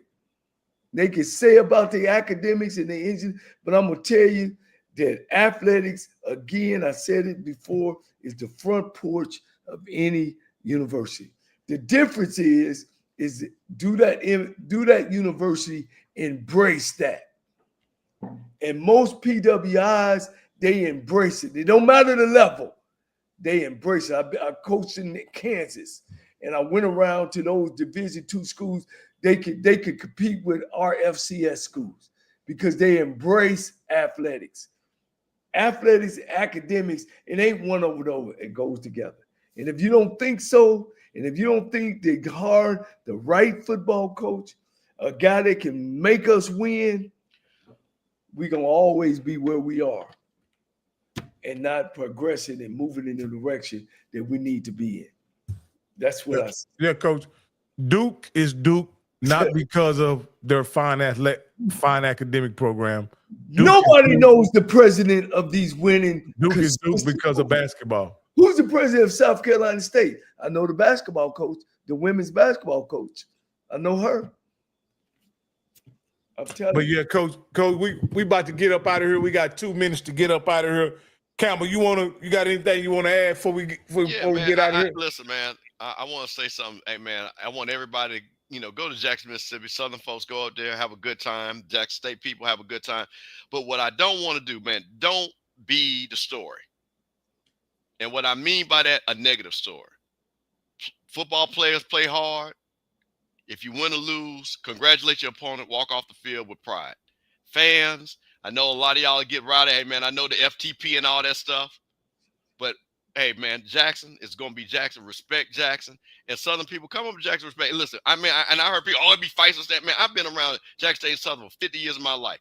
That is a hard-fought game, but the fans are great fans, and Southern usually comes up to respect Jackson. But some of y'all on these, Twitter and all that, man, cut that foolishness out, man. Allow these boys to have a great championship game because you're going to be our champion. You're going to be the SWAC champion. And whoever the SWAC champion, I'm going to root for you to go and beat South Carolina State because I'm a SWAC guy.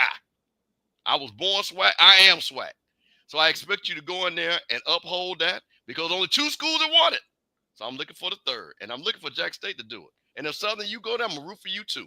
So, hey, man, y'all have a good time in Jackson. I might show up Saturday morning. If not, I'm going to be watching and supporting it because this is our championship. This is our championship, and we need to support it. That's right. That's right. HBCU championship, man. And I brought up some subjects today because I got to get an answer. I was trying to find an answer. Why not Johnny Cole for one of these jobs? And I had a chance to be on an interview just not long ago where the guy was really, really bashing me and my brother, and you had issues and you had problems and you had issues here and you had. And I just got to get this. And I've never started this show to talk about me. I never have started. This show was because I felt that we needed as Black coaches, and I wanted to be able to extend myself to them. But I just got to say that can you leave LC Cole and Johnny Cole? If you're going to talk about us 20 years later, talk about the things that we brought, the happiness we brought, the money we brought to HBCU, the representation. It's time out for that. We don't do the PWI coaches like that, just focus on all the negative. Johnny Cole didn't break no violations at Alabama State. Johnny Cole didn't have no violations at Lane College. Yeah, I did have a violation at Texas Southern. And that violation was over-signing of scholarships. And if anybody know about scholarships, it takes several signatures. And then there's a line, there's a compliance guy, there's the faculty rep, there's the athletic director, there's the assistant athletic rep, and there's the financial aid director. So all of them had to sign it. And that's why they put all this in place. And we, as a staff, oversigned scholarships. But how could you have fixed it? Well, you get 30, and it was over initial. You get 30 initial scholarships every year, okay? And all you had to do to fix it, because teams oversign all the time in the SEC. In the FCS, they get 25. Sometimes they sign 27, 28, 30. But the next year, you take them off of your signing period. We could have done the same thing at Texas Southern. But we didn't do that because we had other issues in 13 out of 14 sports that our academic person was making eligible and they weren't eligible. So we had out of 14 sports, 13 sports played an ineligible player, as well as in mine. But I understand that I am the head football coach, So instead, that is called what you call a lack of institutional control. So the conversation went the other night was, well, coach, you had these issues at these schools, and AD have his options not to want to trust you or hire you because we got to protect the institution. Well, at the end of the day, I get that, but the institution is the issue. Well, why do you say that, Coach Cole? Well, you can't hire one compliance guy to watch over 375 people, and especially if he can't handle it. You can't hire one academic advisor to handle 375 athletes. You can't hire one AD to handle all these people. That's what I was under when I was there.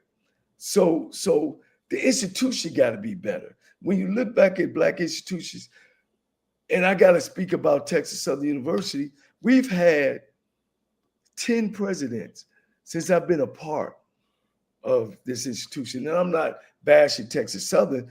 That's throughout this conference. I know about Division II and the SIAC conference. I know about academic fraud and all those things. I've been through those things, not as a coach, but as assistant coach, and watching how things go about in HBCU football, in the HBCU realm. Everything is not clean, as you say. So as an institution, institutions, we got to get better at hiring competent people, putting people in place. Tennessee State just came out with an article about the financial aid director is suing the school. Tuskegee 5 years ago had found out that two or three of people in their own inside were stealing money. We had something going on with some content with Jackson State. The president caught up in a sexual ring. It goes on and on and on. So I always would ask myself, then why is it so hard on me and LC Cole, and want to come up with that reason? Why? We're championship coaches. We're winning. We graduate kids, from school. We produce winners, not just on the field and off the field. And we build men, not just athletically, but academically, socially, spiritually. So I just want at one time what I'm saying is, I don't want nothing. I don't want you to give me or my brother nothing. All I want you to do at this time, after 15 years and 20 years, guys, give us a break. Respect what we brought to the game. Respect that when we were under the helms of these HBCU programs, we were first class, we were gentlemen, and we done it the right way.